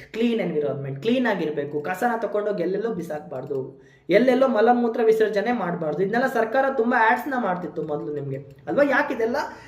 ಪರಿಸರ ಕ್ಲೀನ್ ಆಗಿರಬೇಕು. ಪರಿಸರ ಕ್ಲೀನ್ ಆಗಿದ್ದರೆ ನೊಣ, ಇರುವೆ ಒಳ್ಳೆ ಜಾಗದಲ್ಲಿ ಇರುತ್ತೆ. ನೊಣ, ಸೊಳ್ಳೆ ಇಂಥ ಕ್ರಿಮಿಕೀಟಗಳು ಬರಲ್ಲ. ಇಂಥ ಕ್ರಿಮಿಕೀಟಗಳಿಂದ ಮನುಷ್ಯನಿಗೆ ಆರೋಗ್ಯ ಹಾನಿಯಾಗುವಂಥ ಕೆಲವೊಂದು ಫೆಸಿಲಿಟೀಸ್ ಇರುತ್ತೆ. ಫಾರ್ ಎಕ್ಸಾಂಪಲ್, ಪಬ್ಲಿಕ್ ಟಾಯ್ಲೆಟ್ಸ್ನ ನೀವು ಕೆಲವೊಂದು ಕಡೆ ನೋಡ್ರಿ, ಇಂಡಿಯನ್ ರೈಲ್ವೇಸ್ ಟಾಯ್ಲೆಟ್ಸ್ನ ನೀವು ನೋಡಿಬಿಟ್ರೆ ಅಂತೂ ಶಿವ ಹೋಗೋಕ್ಕೂ ಮನಸ್ಸು ಬರಲ್ಲ. ಯಾಕೆ? ನಿಮಗೆ ಭಯ, ಅಲ್ಲಿ ಯಾರಿಗಾದ್ರು ಜಾಂಡೀಸ್ ಬರುತ್ತೇನೋ ಅನ್ನೋ ಥರ ಇರುತ್ತೆ. ಅರ್ಥ ಆಗ್ತದೆ? Generally Bihar, Uttar Pradesh ಟ್ರೈನ್ಸ್ನ, north India ಟ್ರೈನ್ಸ್ನ ನೀವು ಹತ್ತಿದ್ರೆ ನಿಮ್ಗೆ ಗೊತ್ತಾಗುತ್ತೆ, ಕ್ಲೀನ್ಲಿನೆಸ್ಸೇ ಇಲ್ಲ. ಅದೇ ನಮ್ಮದು ಸೌತ್ ವೆಸ್ಟರ್ನ್ ನಮ್ಮ ಬೆಂಗಳೂರು ರೈಲ್ವೇಸ್ ಆಗಿರಲಿ, ಕೊಂಕಣ್ ರೈಲ್ವೇಸ್ ಆಗಿರಲಿ, ನೀವು ನೋಡಿದರೆ ತುಂಬ ಸ್ಯಾನಿಟೇಷನ್ನ ಮೇಂಟೈನ್ ಮಾಡ್ತಾರೆ. ಯಾಕೆ? ಜನರಿಗೆ ಒಳ್ಳೆ ಫೆಸಿಲಿಟೀಸ್ ಕೊಟ್ಟರೆ ತಾನೇ ಮತ್ತೆ ಅವ್ರು ಟ್ರೈನ್ ಹತ್ತೋದು. ಅರ್ಥ ಆಗ್ತಿದೆಯಾ? ನೀವೊಂದು ಹೋಟ್ಲಿಗೆ ಹೋಗ್ತೀರಾ, ಕುಕಿಂಗ್ ಚೆನ್ನಾಗಿ ಮಾಡ್ತಾರೆ, ತಿಂತೀರಾ. ಆ ಹೋಟ್ಲಿಗೆ ಹೋಗ್ತೀರಾ, ಕುಕಿಂಗ್ ಚೆನ್ನಾಗಿ ಮಾಡ್ತಾನೆ, ಬಟ್ ಕ್ಲೀನಾಗಿಲ್ಲ. ಎಲ್ಲ ಕಡೆ ನೊಣ ಇದೆ, ಇರುವೆಗಳಿದೆ, ಸೊಳ್ಳೆಗಳಿದೆ, ಸ್ಪೈಡರ್ ಬಳೆ ಕಟ್ಟಿದೆ. ಅಂಥ ಜಾಗದಲ್ಲಿ ನೀವು ತಿಂತೀರಾ? ತಿನ್ನಲ್ಲ. ಯಾಕೆ? ಆರೋಗ್ಯವೇ ಭಾಗ್ಯ. ಅದಕ್ಕೋಸ್ಕರ ಹೇಳ್ತಾರೆ ಹೆಲ್ತ್ ಎಕ್ಸ್ಪೆಂಡಿಚರಲ್ಲಿ 5 ಮೇಜರ್ ಫೀಚರ್ಸ್ ಬರುತ್ತೆ. ಕ್ಲೀನ್ ವಾಟರ್ ಬೇಕು, ಒಳ್ಳೆ ಸ್ಯಾನಿಟೇಷನ್ ಬೇಕು, ಪ್ರಿವೆಂಟಿವ್ ಮೆಡಿಸಿನ್ ಬೇಕು, ಕ್ಯೂರೇಟಿವ್ ಮೆಡಿಸಿನ್ ಬೇಕು, ಸೋಷಿಯಲ್ ಮೆಡಿಸಿನ್ ಬೇಕು. ಈ 5 ಮೆಡಿಸಿನ್ಸ್ ಏನಿದೆ, it is the expenditure that government does. And 8th ಚಾಪ್ಟರಲ್ಲಿ ಅಥವಾ ಮುಂದೆ ಒಂದು ಚಾಪ್ಟರ್ ಬರುತ್ತೆ, ಅಲ್ಲಿ ಹೆಲ್ತ್ ಕೇರ್ ಬಗ್ಗೆ ಇನ್ನೂ ತುಂಬ ಎಕ್ಸ್ಪ್ಲೇನ್ ಮಾಡಿದ್ದಾರೆ. ಅಲ್ಲಿ ಹೆಲ್ತ್ ಕೇರ್ ಬಗ್ಗೆ ನಾನು ತುಂಬ ಚೆನ್ನಾಗಿ ಮಾತಾಡ್ತಾನೆ. ತುಂಬ ಚೆನ್ನಾಗಿ ಮೀನ್ಸ್ ತುಂಬ ಕಾನ್ಸೆಪ್ಟ್ಸ್ ಮಾತಾಡ್ತಾನೆ. ಬಟ್ ಜನರಲಿ ಈ ಪರ್ಟಿಕ್ಯುಲರ್ ಹ್ಯೂಮನ್ ಕ್ಯಾಪಿಟಲ್ ಚಾಪ್ಟರ್ ಏನಿದೆ, ಇದು ಎಜುಕೇಷನ್ ಮೇಲೆ ಫೋಕಸ್ ಮಾಡಿದ್ದಾರೆ. ಇಲ್ಲಿ ಜಾಸ್ತಿ ಎಜುಕೇಷನ್ ಬಗ್ಗೆ ಕೊಟ್ಟಿದ್ದಾರೆ. ಸೊ ಅದ್ರ ಬಗ್ಗೆ ಮಾತಾಡೋಣ. ಅದಕ್ಕಿಂತ ಮೊದಲು ನೋಡಿ, ಫಿಸಿಕಲ್ ಕ್ಯಾಪಿಟಲ್ ಮತ್ತು ಹ್ಯೂಮನ್ ಕ್ಯಾಪಿಟಲ್ಗಿರುವಂಥ ವ್ಯತ್ಯಾಸ ಏನು ಅಂತ ಕೇಳ್ತಿದ್ದಾರೆ. ಅದ್ರ ಬಗ್ಗೆ ಮಾತಾಡೋಣ. ಅದಕ್ಕಿಂತ ಮೊದಲು ಒಂದು ಸಣ್ಣ ಬ್ರೇಕ್ ಇರಬೇಕು. ಜಾಸ್ತಿ ಹೊತ್ತು ಕಂಟಿನ್ಯೂಸ್ ಆಗಿ ಮಾತಾಡೋಕ್ಕಾಗಲ್ಲ, ಹುಷಾರಿಲ್ಲಲ್ವಾ? ಪರವಾಗಿಲ್ಲ. ಸ್ವಲ್ಪ ಒಂದು ಸ್ಮಾಲ್ ಬ್ರೇಕ್, ಕಾಫಿ ಕುಡಿದು ಬಂದೆ, ತಲೆ ನೋಡ್ತಾ ಇತ್ತು. So let's continue. ನಿಮ್ಗೇನು ಎಫೆಕ್ಟ್ ಆಗಲ್ಲ ನಂಗೆ ಗೊತ್ತಿದೆ. ಸೊ ಫಿಸಿಕಲ್ ಕ್ಯಾಪಿಟಲ್ ಮತ್ತು ಹ್ಯೂಮನ್ ಕ್ಯಾಪಿಟಲ್ ಬಗ್ಗೆ ಡಿಫ್ರೆನ್ಸ್ ಕೊಟ್ಟಿದ್ದಾರೆ. ವೆರಿ ಇಂಪಾರ್ಟೆಂಟ್ ಡಿಸ್ಕಷನ್ ಅಂತ ಅನ್ಕೋಬಹುದು ನೀವು, ಬಿಕಾಸ್ ಇಷ್ಟು ದೊಡ್ಡ ಪ್ಯಾರಾಗ್ರಾಫ್ ಕೊಟ್ಟಿದ್ದಾರೆ ಅಂದರೆ UPSC ಏನೋ ಕೇಳ್ತಾರೆ ಅಂತ. Let me explain each and every line. ನೋಡಿ, ಫಿಸಿಕಲ್ ಕ್ಯಾಪಿಟಲ್ ಅಂದ್ರೆ ಏನು? ನೀವು ಹಾಕುವಂಥ ದುಡ್ಡು ಯಾವುದೋ ಒಂದು ವಸ್ತು ಮೇಲೆ ಹಾಕ್ತಾ ಇದ್ದೀರಾ ಅಥವಾ ಅಸೆಟ್ ಮೇಲೆ ಹಾಕ್ತಾ ಇದ್ದೀರಾ. ಫಿಸಿಕಲ್ ಅಸೆಟ್, ಲ್ಯಾಂಡನ್ನು ಪರ್ಚೇಸ್ ಮಾಡ್ಬೋದು, ಫ್ಯಾಕ್ಟ್ರಿಲಿ ಇರುವಂಥ ಮಷೀನ್ನ ಪರ್ಚೇಸ್ ಮಾಡ್ಬೋದು. ಇದನ್ನೆಲ್ಲ ಏನು ಕರೀತಾರೆ? ಅಕ್ಯುಮುಲೇಷನ್ ಆಫ್ ವೆಲ್ತ್ ಏನಿದೆ, it is a part of physical capital. ಫ್ಯಾಕ್ಟ್ರಿನ ಖರೀದಿ ಮಾಡೋದು, ಮಷಿನ್ಗಳ ಖರೀದಿ ಮಾಡೋದು, ನೆಲನ ರಿಜಿಸ್ಟರ್ ಮಾಡ್ಕೊಳ್ಳೋದು, ಮುಂದೆ ಇದರಿಂದ ದುಡ್ಡನ್ನ ಎತ್ತುವಂಥ ಪರಿಕಲ್ಪನೆಯಿಂದ ಇನ್ವೆಸ್ಟ್ ಮಾಡಿದ್ರೆ ಅದು ಫಿಸಿಕಲ್ ಕ್ಯಾಪಿಟಲ್ ಆಗುತ್ತೆ. ಹ್ಯೂಮನ್ ಕ್ಯಾಪಿಟಲ್ ಅಂದರೆ ನಮ್ಮ ಮೇಲೆ ನಾವು ಇನ್ವೆಸ್ಟ್ ಮಾಡ್ತಿರುವಂಥದ್ದು, ನಮ್ಮ ಮಕ್ಕಳ ಮೇಲೆ ಇನ್ವೆಸ್ಟ್ ಮಾಡ್ತಿರುವಂಥದ್ದು, ಸರ್ಕಾರ ಚಿಕ್ಕ ಮಕ್ಕಳ ಮೇಲೆ ಇನ್ವೆಸ್ಟ್ ಮಾಡೋದು, ಸ್ಕಿಲ್ ಡೆವಲಪ್ಮೆಂಟ್ ಏನಿದೆ, ಮನುಷ್ಯನ ಸ್ಕಿಲ್ಸ್ನ ಡೆವಲಪ್ ಮಾಡೋದನ್ನ ನಾವು ಹ್ಯೂಮನ್ ಕ್ಯಾಪಿಟಲ್ ಅಂತ ಕರಿತೇವೆ. ಸುತ್ತಮುತ್ತ ಆಸ್ತಿ ಪಾಸ್ತಿನ ಬೆಳೆಸೋದು, ನಿಮ್ಮ ಫ್ಯಾಕ್ಟ್ರಿಗಳಲ್ಲಿ ಮಷೀನ್ಗಳನ್ನು ತರೋದು, ಅರ್ಥಾಗ್ತಿದೆಯಾ? ಇದನ್ನು ನಾವು ಫಿಸಿಕಲ್ ಕ್ಯಾಪಿಟಲ್ ಅಂತ ಕರಿತೇವೆ. Physical capital is money to buy something. Human capital is investment on the human being. And ನಾನು ನಿಮ್ಗೆ ಹೇಳಿದೆ 2 ಥರ ಇನ್ವೆಸ್ಟ್ಮೆಂಟ್ ವೆರಿ ಇಂಪಾರ್ಟೆಂಟ್. ಒಂದು ಬಂದ್ಬಿಟ್ಟು ಎಜುಕೇಷನ್, ಇನ್ನೊಂದು ಬಂದ್ಬಿಟ್ಟು ಹೆಲ್ತ್. ಇದ್ರ ಬಗ್ಗೆ ನಾನು ನಿಮ್ಗೆ ಹೇಳಿದ್ದೇನೆ, ನಿಮ್ಗೆ ಇದ್ರ ಬಗ್ಗೆ ಐಡಿಯಾ ಇರುತ್ತೆ. So let's read line by line, ಒಂದೊಂದು ಲೈನ್ ಎಕ್ಸ್ಪ್ಲೇನ್ ಮಾಡ್ತಾ ಹೋಗ್ತೇನೆ, ಟೈಮ್ ಇದೆ ನನ್ನ ಹತ್ರ, ಆಯ್ತಾ? Both the forms of capital formation are outcomes of conscious investment decisions. ಅಂದರೆ ಇನ್ ಕೇಸ್ ನಾವು ಹ್ಯೂಮನ್ ಕ್ಯಾಪಿಟಲಲ್ಲಿ ಕೂಡ ಲಾಭ ಪಡಿಬೇಕು ಅಥವಾ ಫಿಸಿಕಲ್ ಕ್ಯಾಪಿಟಲ್ ಕೂಡ ಲಾಭ ಪಡಿಬೇಕಂದ್ರೆ ನಾವು ತಗೊಳ್ಳುವಂಥ ನಿರ್ಧಾರ ಏನಿದೆ, ಇನ್ವೆಸ್ಟ್ಮೆಂಟ್ ಮಾಡೋಕ್ಕೋಸ್ಕರವಂಥ ನಿರ್ಧಾರ ಏನಿದೆ, ಅದನ್ನ ಸ್ವಲ್ಪ ಕಾನ್ಷಿಯಸ್ ಆಗಿ ತಗೋಬೇಕು, ಪ್ರಜ್ಞೆಯಿಂದ ತಗೋಬೇಕು ಅಂತ. ಸುಮ್ಮನೆ ಹೋಗಿ ನೀವು ಯಾವುದೋ ಕಂಪ್ನಿ ಶೇರ್ಸ್ನ ಬೈ ಮಾಡೋಕ್ಕಾಗಲ್ಲ. ಸುಮ್ಮನೆ ನೀವು ಫುಲ್ ಬ್ರಾಹ್ಮಿಣ್ಸ್ ಇರುವಂಥ ಜಾಗದಲ್ಲಿ ಚಿಕನ್ ಸ್ಟಾಲ್ನ ಓಪನ್ ಮಾಡೋಕ್ಕಾಗಲ್ಲ. ಅರ್ಥ ಆಗ್ತಿದೆ? ಇಲ್ಲಿ ಏನಾಗ್ತಿದೆ? ಬ್ರಾಹ್ಮಿಣ್ಸ್ ಇರುವಂಥ ಜಾಗದಲ್ಲಿ ಚಿಕನ್ ಸ್ಟಾಲ್ ಓಪನ್ ಮಾಡಿದ್ರೆ ನಿಮ್ಗೆ 2 ಬೋನಸ್ ಸಿಗುತ್ತೆ. ಒಂದು, ನಿಮ್ಮ ಅಂಗಡಿ ಓಡಲ್ಲ, ಇನ್ನೊಂದು ಜನ ನಿಮಗೆ ಚಪ್ಪಲಿ ತಗೊಂಡು ಹೊಡಿತಾರೆ. ಯಾಕೆ? ನೀವು ಬಿಸ್ನೆಸ್ ಮಾಡ್ಬೇಕಂತ ಇದ್ದೀರಾ, ಬಟ್ ಸ್ಟಾರ್ಟ್ ಆಯ್ತು ಗುರು ಪೂಜೆ. ಬಿಸ್ನೆಸ್ ಮಾಡ್ಬೇಕಂತ ಇದ್ದೀರಾ, ಬಟ್ ಏನಾಗ್ತಿದೆ, ನೀವು ಬೇಸಿಕ್ ನಾಲೆಜ್ನ, ಬೇಸಿಕ್ ರಿಸರ್ಚ್ನ ಮಾಡಿಲ್ಲ. ಅರ್ಥ ಆಗ್ತಿದೆಯಾ? ಇನ್ ಕೇಸ್ ನಿಮ್ಮ ಚಿಕನ್ ಸ್ಟಾಲ್, ಕಬಾಬ್ ಸ್ಟಾಲ್ ಸಖತ್ತಾಗಿ ರನ್ ಆಗಬೇಕಂದ್ರೆ ಎಲ್ಲಿ ಓಪನ್ ಮಾಡಬೇಕು? ಫುಲ್ ನಾನ್ ವೆಜ್ ಜನ ತುಂಬಿಕೊಂಡಿರುವಂಥ ಬೆಂಗಳೂರಲ್ಲಿ ಕಲಾಸಿಪಾಳ್ಯದಲ್ಲಿ ಓಪನ್ ಮಾಡಿ ಸಖತ್ತಾಗಿ ಓಡುತ್ತೆ. ಅರ್ಥ ಆಗ್ತಿದೆಯಾ? ಸೊ ಏನಾಗುತ್ತೆ, ನೀವು ಒಂದು ಬಿಸ್ನೆಸ್ನ ಸ್ಟಾರ್ಟ್ ಮಾಡಬೇಕಂತ ಇದ್ರೆ ಮಿನಿಮಮ್ ಕಾಮನ್ ಸೆನ್ಸಲ್ಲಿ ಮಾಡಬೇಕು. ಫಾರ್ ಎಕ್ಸಾಂಪಲ್, ನಾನೀಗ ಇಂಜಿನಿಯರಿಂಗ್ ಮಾಡಿದೆ, ನಮ್ಮ ಅಪ್ಪ ಹೇಳಿದ್ರು ಅಂತ ಇಂಜಿನಿಯರಿಂಗ್ ಮಾಡಿದೆ. ಏನು ಸಿಕ್ತು ನನಗೆ? ಮಣ್ಣು ಸಿಗಲಿಲ್ಲ. ಆ ಪರ್ಟಿಕ್ಯುಲರ್ ಟೈಮಲ್ಲಿ ನಂಗೆ ಏನೂ ಸಿಗಲಿಲ್ಲ. ಯಾಕೆ? I was not aware. ನಮ್ಮ ಅಪ್ಪ ನನ್ನ ಮೇಲೆ ಇಂಜಿನಿಯರಿಂಗ್ ಇನ್ವೆಸ್ಟ್ಮೆಂಟ್ ಮಾಡಿದ್ದು ನಿಜ, ಬಟ್ ಅವ್ರ ಮಗ ಒಳ್ಳೆ ಇಂಜಿನಿಯರ್ ಆಗ್ತಾನಾ, ಇವನಿಗೆ ಸೈನ್ಸ್ ಮೇಲೆ ಇಂಟ್ರೆಸ್ಟ್ ಇದೆಯಾ, ಇವನಿಗೆ ಮ್ಯಾಥ್ಸ್ ಮೇಲೆ ಇಂಟ್ರೆಸ್ಟ್ ಇದೆಯಾ, ಇವನಿಗೆ ಫಿಸಿಕ್ಸಲ್ಲಿ ಏನಾದರೂ ಬರುತ್ತಾ ಅಂತ ನಮ್ಮ ಅಪ್ಪ ನೋಡಬೇಕಿತ್ತು. ಬಟ್ ನಮ್ಮ ಅಪ್ಪ ಅದನ್ನೆಲ್ಲ ನೋಡಲಿಲ್ಲ. ನನ್ನ ಮಗ ಇಂಜಿನಿಯರ್ ಆದರೆ ಸಾಕಂತ ಸೇರಿಸಿದ್ರು, ಹೋಗಿ ಹಾಕ್ಸ್ಕೊಂಡೆ ನಾನು.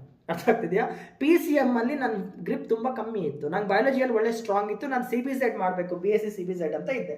ಬಟ್ ನಮ್ಮ ತಂದೆ ಕಾನ್ಷಿಯಸ್ ಡಿಸಿಷನ್ನ ತಗೊಳ್ಳಿಲ್ಲ. ಅವರು ಒಂದು ಟೈಮಲ್ಲಿ ನನ್ನ ಮಗ ಇಂಜಿನಿಯರ್ ಆಗಬೇಕು ಅಂತ ನನ್ನ ಇಂಜಿನಿಯರಿಂಗ್ ಸೇರಿಸಿದ್ರು. ನಾನು ಹೋಗಿ ಹಾಕ್ಸ್ಕೊಂಡೆ. ನಮ್ಮ ಅಪ್ಪನ ಇನ್ವೆಸ್ಟ್ಮೆಂಟ್ನು ಕೂಡ ಮುಳುಗಿಸ್ಬಿಟ್ಟೆ. ಹಂಗಾಗತ್ತೆ. ಸೊ ಏನಾಗುತ್ತೆ, ಯಾವಾಗ ನೀವು ಒಂದು ಇನ್ವೆಸ್ಟ್ಮೆಂಟ್ ಮಾಡಬೇಕಂತ ಇದ್ದೀರೋ ಯೋಚನೆ ಮಾಡಿಬಿಟ್ಟು ಇನ್ವೆಸ್ಟ್ಮೆಂಟ್ ಮಾಡಬೇಕು ಅಂತ ಈ ಫಸ್ಟ್ ಲೈನ್ ಹೇಳುತ್ತೆ. NCERT ಪುಸ್ತಕದ ಒಂದೊಂದು ಲೈನ್ನ ನಾನು ನಿಮ್ಗೆ ಎಕ್ಸ್ಪ್ಲೇನ್ ಮಾಡೋಕ್ಕೋಸ್ಕರ ಎಷ್ಟೆಲ್ಲ ಬಗಿತಿದ್ದೀನಿ ಅಂತ ನನಗೂ ಅರ್ಥ ಆಗ್ತಿಲ್ಲ.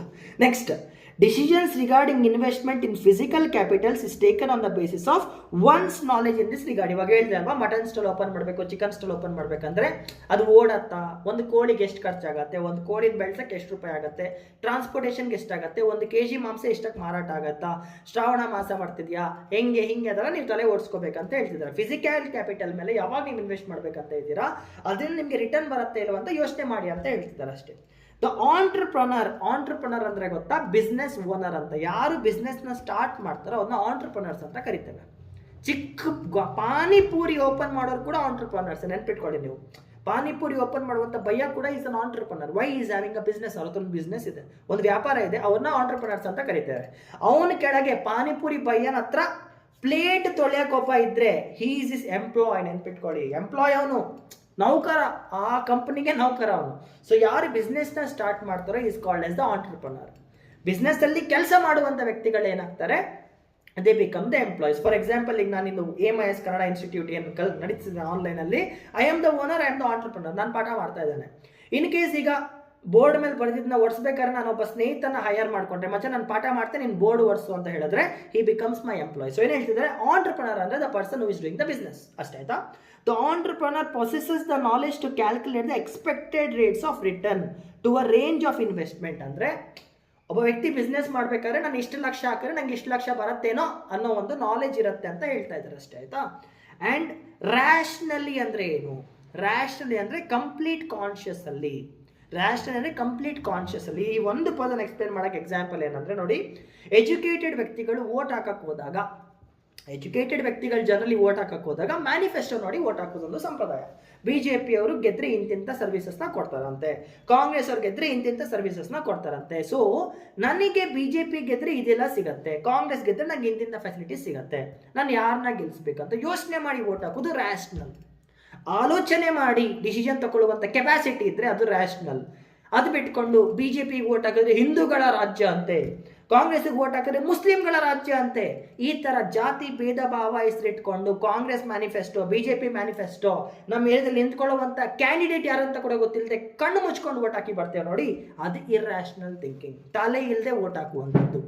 ರ್ಯಾಷನಲ್ ಅಂದ್ರೆ ಆ ಸರ್ಕಾರ ನಮಗೋಸ್ಕರ ಏನ್ ಮಾಡುತ್ತೆ ಅಂತ, ಇರ್ರ್ಯಾಷನಲ್ ಜಾತಿ ಮತ ಪಂಥ ಅಂತ ಹೊಡೆದಾಡ್ತಿರೋದು, ಅದನ್ನ ಇಲ್ಲಿ ಹೇಳ್ತಿದ್ದಾರೆ. ಸೊ ಆಂಟ್ರಪ್ರನರ್ ರ್ಯಾಷನಲ್ ಆಗಿರ್ಬೇಕು. ರ್ಯಾಷನಲ್ ಅಂದ್ರೆ ಏನು, ಲಾಜಿಕಲ್ ಆಗಿ ಥಿಂಕ್ ಮಾಡಬೇಕು, ಲಾಸ್ ಏನು ಪ್ರಾಫಿಟ್ ಏನಂತ ಯೋಚನೆ ಮಾಡಿ ಅಂತ ಹೇಳ್ತಿದ್ದಾರೆ. ಆಯ್ತಾ, ರ್ಯಾಷನಲಿ decide which one of the investment should be made. ಅಂದ್ರೆ ಈಗ ಫುಲ್ ಲೈನಲ್ಲಿ ಹೇಳೋದಾದ್ರೆ, ಸೊ ಆಂಟ್ರಪ್ರನರ್ ಒಂದು ಬಿಸ್ನೆಸ್ ನ ಸ್ಟಾರ್ಟ್ ಮಾಡ್ಬೇಕಂತಿದ್ರೆ ಫಸ್ಟ್ ಥಿಂಕ್ ಮಾಡ್ಬೇಕಂದ್ರೆ ಯಾವ ಬಿಸ್ನೆಸ್ ಸ್ಟಾರ್ಟ್ ಮಾಡಬೇಕು, ಯಾವಾಗ ಸ್ಟಾರ್ಟ್ ಮಾಡಬೇಕು, ಯಾವ ಬಿಸ್ನೆಸ್ ಸ್ಟಾರ್ಟ್ ಮಾಡಿದ್ರೆ ನಂಗೆ ಎಷ್ಟು ರಿಟರ್ನ್ ಬರುತ್ತೆ ಅಂತ ಒಂದೆಲ್ಲ ಥಿಂಕ್ ಮಾಡ್ಕೊಂಡು ಬಿಸ್ನೆಸ್ಗೆ ಬರ್ತಾನೆ ಅಂತ ಹೇಳ್ತಾ ಇದ್ದಾರೆ. ಆಯ್ತಾ, ಮುಂದೆ ಹೋಗೋಣ.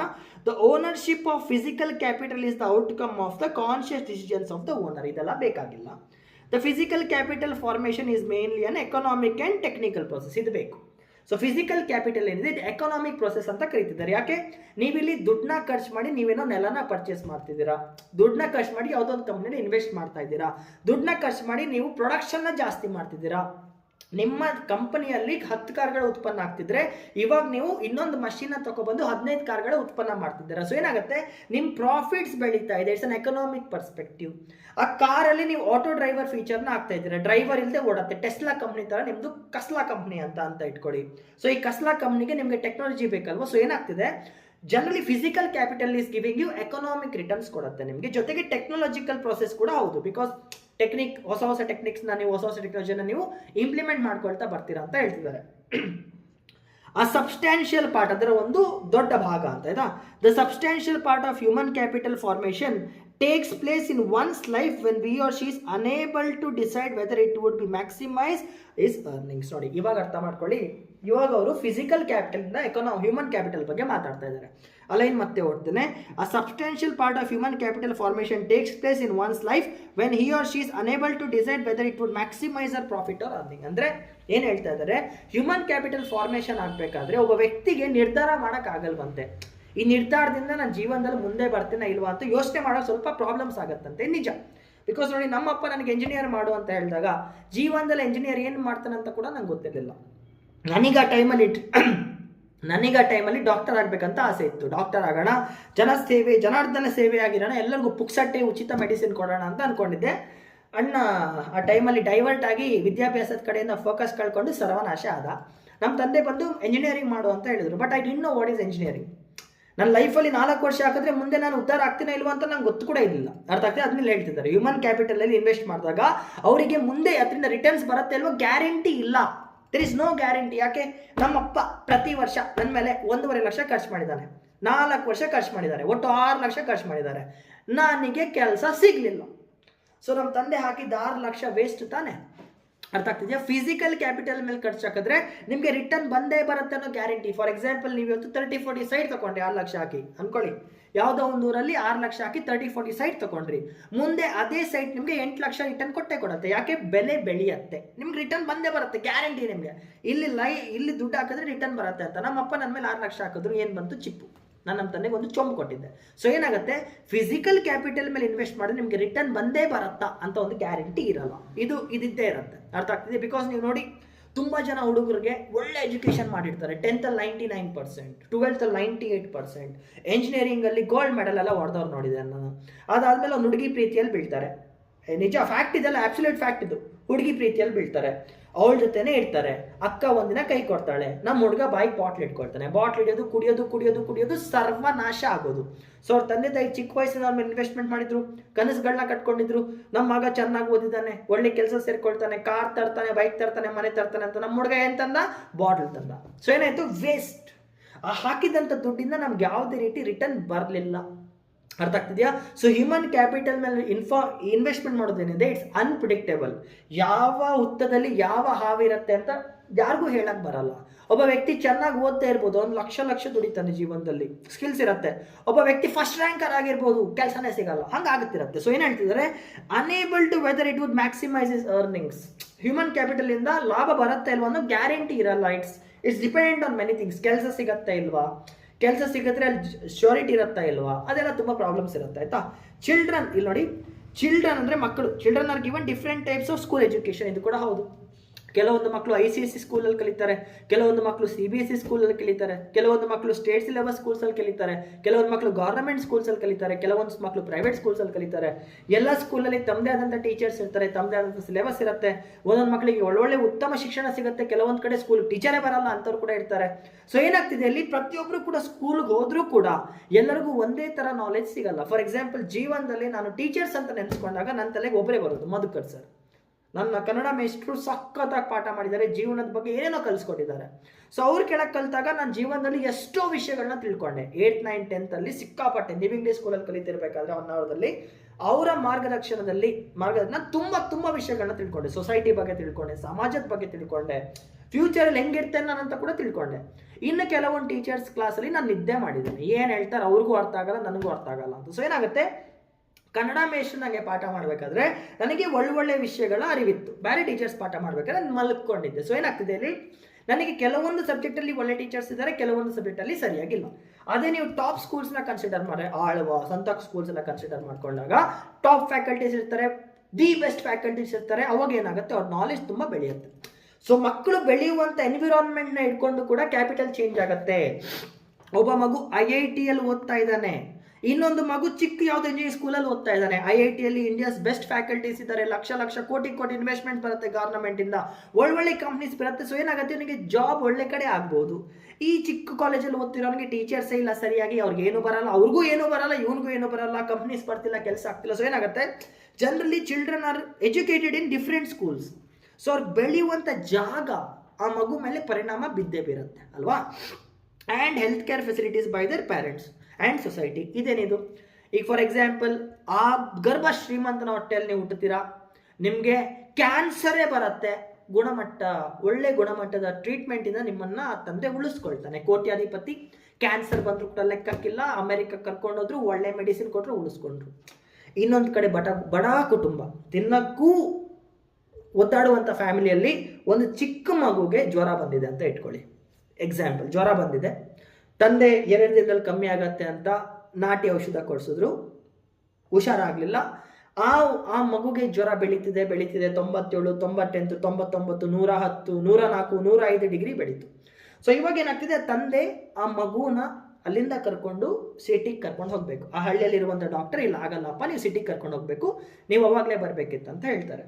ಸೊ ಅಲ್ಲಿಂದ ತಂದೆ ಆ 105 ಡಿಗ್ರಿ ಇರುವಂಥ ಮಗುನ ಕರ್ಕೊಂಡು ಪೇಟೆಗೆ ನಡೀತಾ ಇದ್ದಾರೆ. ಗಾಡಿಗಳ ಫೆಸಿಲಿಟಿ ಇಲ್ಲ ಅಂತ ಇಟ್ಕೊಳ್ಳಿ, ರೋಡ್ ಇಲ್ಲ ಅಂತ ಇಟ್ಕೊಳ್ಳಿ, ಎತ್ತಿನ ಗಾಡಿ ಕಟ್ಟಿದ್ದಾರೆ, ಎತ್ತಿನ ಗಾಡಿಯಲ್ಲಿ ಎತ್ತುಗಳನ್ನ ಕರ್ಕೊಂಡು ಹೋಗ್ತಿದ್ದಾರೆ, ಸುಡುವಂಥ ಅಬ್ಸಲ್ಯೂಟ್ ಬಿಸಿಲಲ್ಲಿ. ಸೊ ಇವಾಗ ಏನಾಗುತ್ತೆ, ಆ ಮಗು ಆ ಒಂದು 40 ಕಿಲೋಮೀಟರ್ ಜರ್ನಿಯಲ್ಲೇ ಪ್ರಾಣ ಕಳ್ಕೊಬಿಡತ್ತೆ. ಸೊ ಏನಾಗ್ತಿದೆ, ಕೆಲವೊಂದು ಕಡೆ ಮಕ್ಕಳಿಗೆ ಉನ್ನತವಾದಂಥ ಶಿಕ್ಷಣ, ಉನ್ನತವಾದಂಥ ಹೆಲ್ತ್ ಕೇರ್ ಸಿಗುತ್ತೆ, ಕೆಲವೊಂದು ಮಕ್ಕಳಿಗೆ ಎಜುಕೇಷನ್ ಸಿಗಲ್ಲ, ಹೆಲ್ತ್ ಕೇರ್ ಕೂಡ ಸಿಗಲ್ಲ. ಕಷ್ಟ ನೋಡ್ಕೊಂಡು ಬೆಳೆದು ಬಂದಿರ್ತಾರೆ. ಎಷ್ಟೋ ಜನ ಇಲ್ಲಿ ಕನ್ನಡ ಮೀಡಿಯಂ ವಿದ್ಯಾರ್ಥಿಗಳಂತ ಕಷ್ಟಗಳನ್ನ ನೋಡಿ ಬೆಳೆದಿರ್ತಾರೆ. ನಮ್ಮ ತಂದೆ ಅಂತ ಕಷ್ಟಗಳನ್ನ ನೋಡಿ ಬೆಳೆದಿದ್ದಂತ ಹೇಳ್ತಿರ್ತಾರೆ. ನನಗೆ ಆ ಕಷ್ಟಗಳು ಕಾಣಲ್ಲ, ಯಾಕೆ ಮೈ ಫಾದರ್ ಈಸ್ ಪ್ರಿವಿಲೇಜ್ಡ್, ಚೆನ್ನಾಗಿ ಓದಿ ಒಳ್ಳೆ ಕೆಲಸ ತಗೊಂಡಿದ್ದಾರೆ, ನನಗಂತ ಕಷ್ಟಗಳನ್ನ ನಾನು ನೋಡಿಲ್ಲ. ಬಟ್ ನಮ್ಮ ತಂದೆ ಬಡ ಕುಟುಂಬದಿಂದ ಬಂದಿದ್ರು, ಸೊ ಅವರಿಂಥ ಕಷ್ಟಗಳನ್ನ ನೋಡಿದ್ದಾರೆ. ತಮ್ಮ ತಾಯಿನ ಚಿಕ್ಕ ವಯಸ್ಸಲ್ಲೇ ಕಳ್ಕೊಂಡಿದ್ದಾರೆ ಅವರು. They have seen it. So ಏನಾಗ್ತಿದೆ, ಹೆಲ್ತ್ ಕೇರ್ ಮತ್ತು ಈ ಎಜುಕೇಷನ್ ಏನಿದೆ ಎಲ್ಲರಿಗೂ ಸಮಾನವಾಗಿ ಸಿಗಲ್ಲ.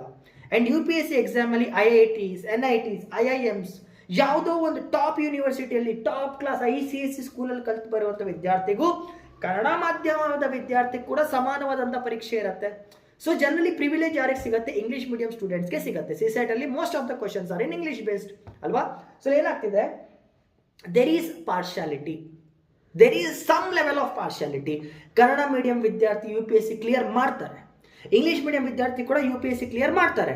ಬಟ್ ಯಾರಿಗಿಲ್ಲಿ ಜಾಸ್ತಿ ಬೆನಿಫಿಟ್ ಇರುತ್ತೆ, ಯಾರಿಗಿಲ್ಲಿ ಮೂಮೆಂಟ್ ಆಫ್ ಅಪ್ಪರ್ ಹ್ಯಾಂಡ್ ಇರುತ್ತೆ, ಇಂಗ್ಲೀಷ್ ಮೀಡಿಯಂ ವಿದ್ಯಾರ್ಥಿಗೆ ಇರುತ್ತೆ. ಈ ಭಯದಿಂದಲೇ ತುಂಬ ಜನ ವಿದ್ಯಾರ್ಥಿಗಳು ಕನ್ನಡ ಮೀಡಿಯಂ ಅವರು IAS ಬಂದು KS ಟ್ರೈ ಮಾಡ್ತಿರ್ತಾರೆ.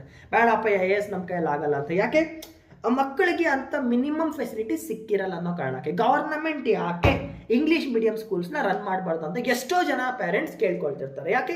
ಬಿಕಾಸ್ ಇವಾಗ ದೇ ಆರ್ ಡಿಮಾಂಡಿಂಗ್ ಇಂಗ್ಲೀಷ್. ಅರ್ಥ ಆಗ್ತದೆ? ದೇ ಆರ್ ಡಿಮಾಂಡಿಂಗ್ ಇಂಗ್ಲೀಷ್ ಅಂದರೆ ಇವಾಗ ನಮಗೂ ಕೂಡ ಒಳ್ಳೆ ಶಿಕ್ಷಣ ಕೊಡಿ ಅಂತ ಕೇಳ್ತಿರ್ತಾರೆ. This is the two scenarios.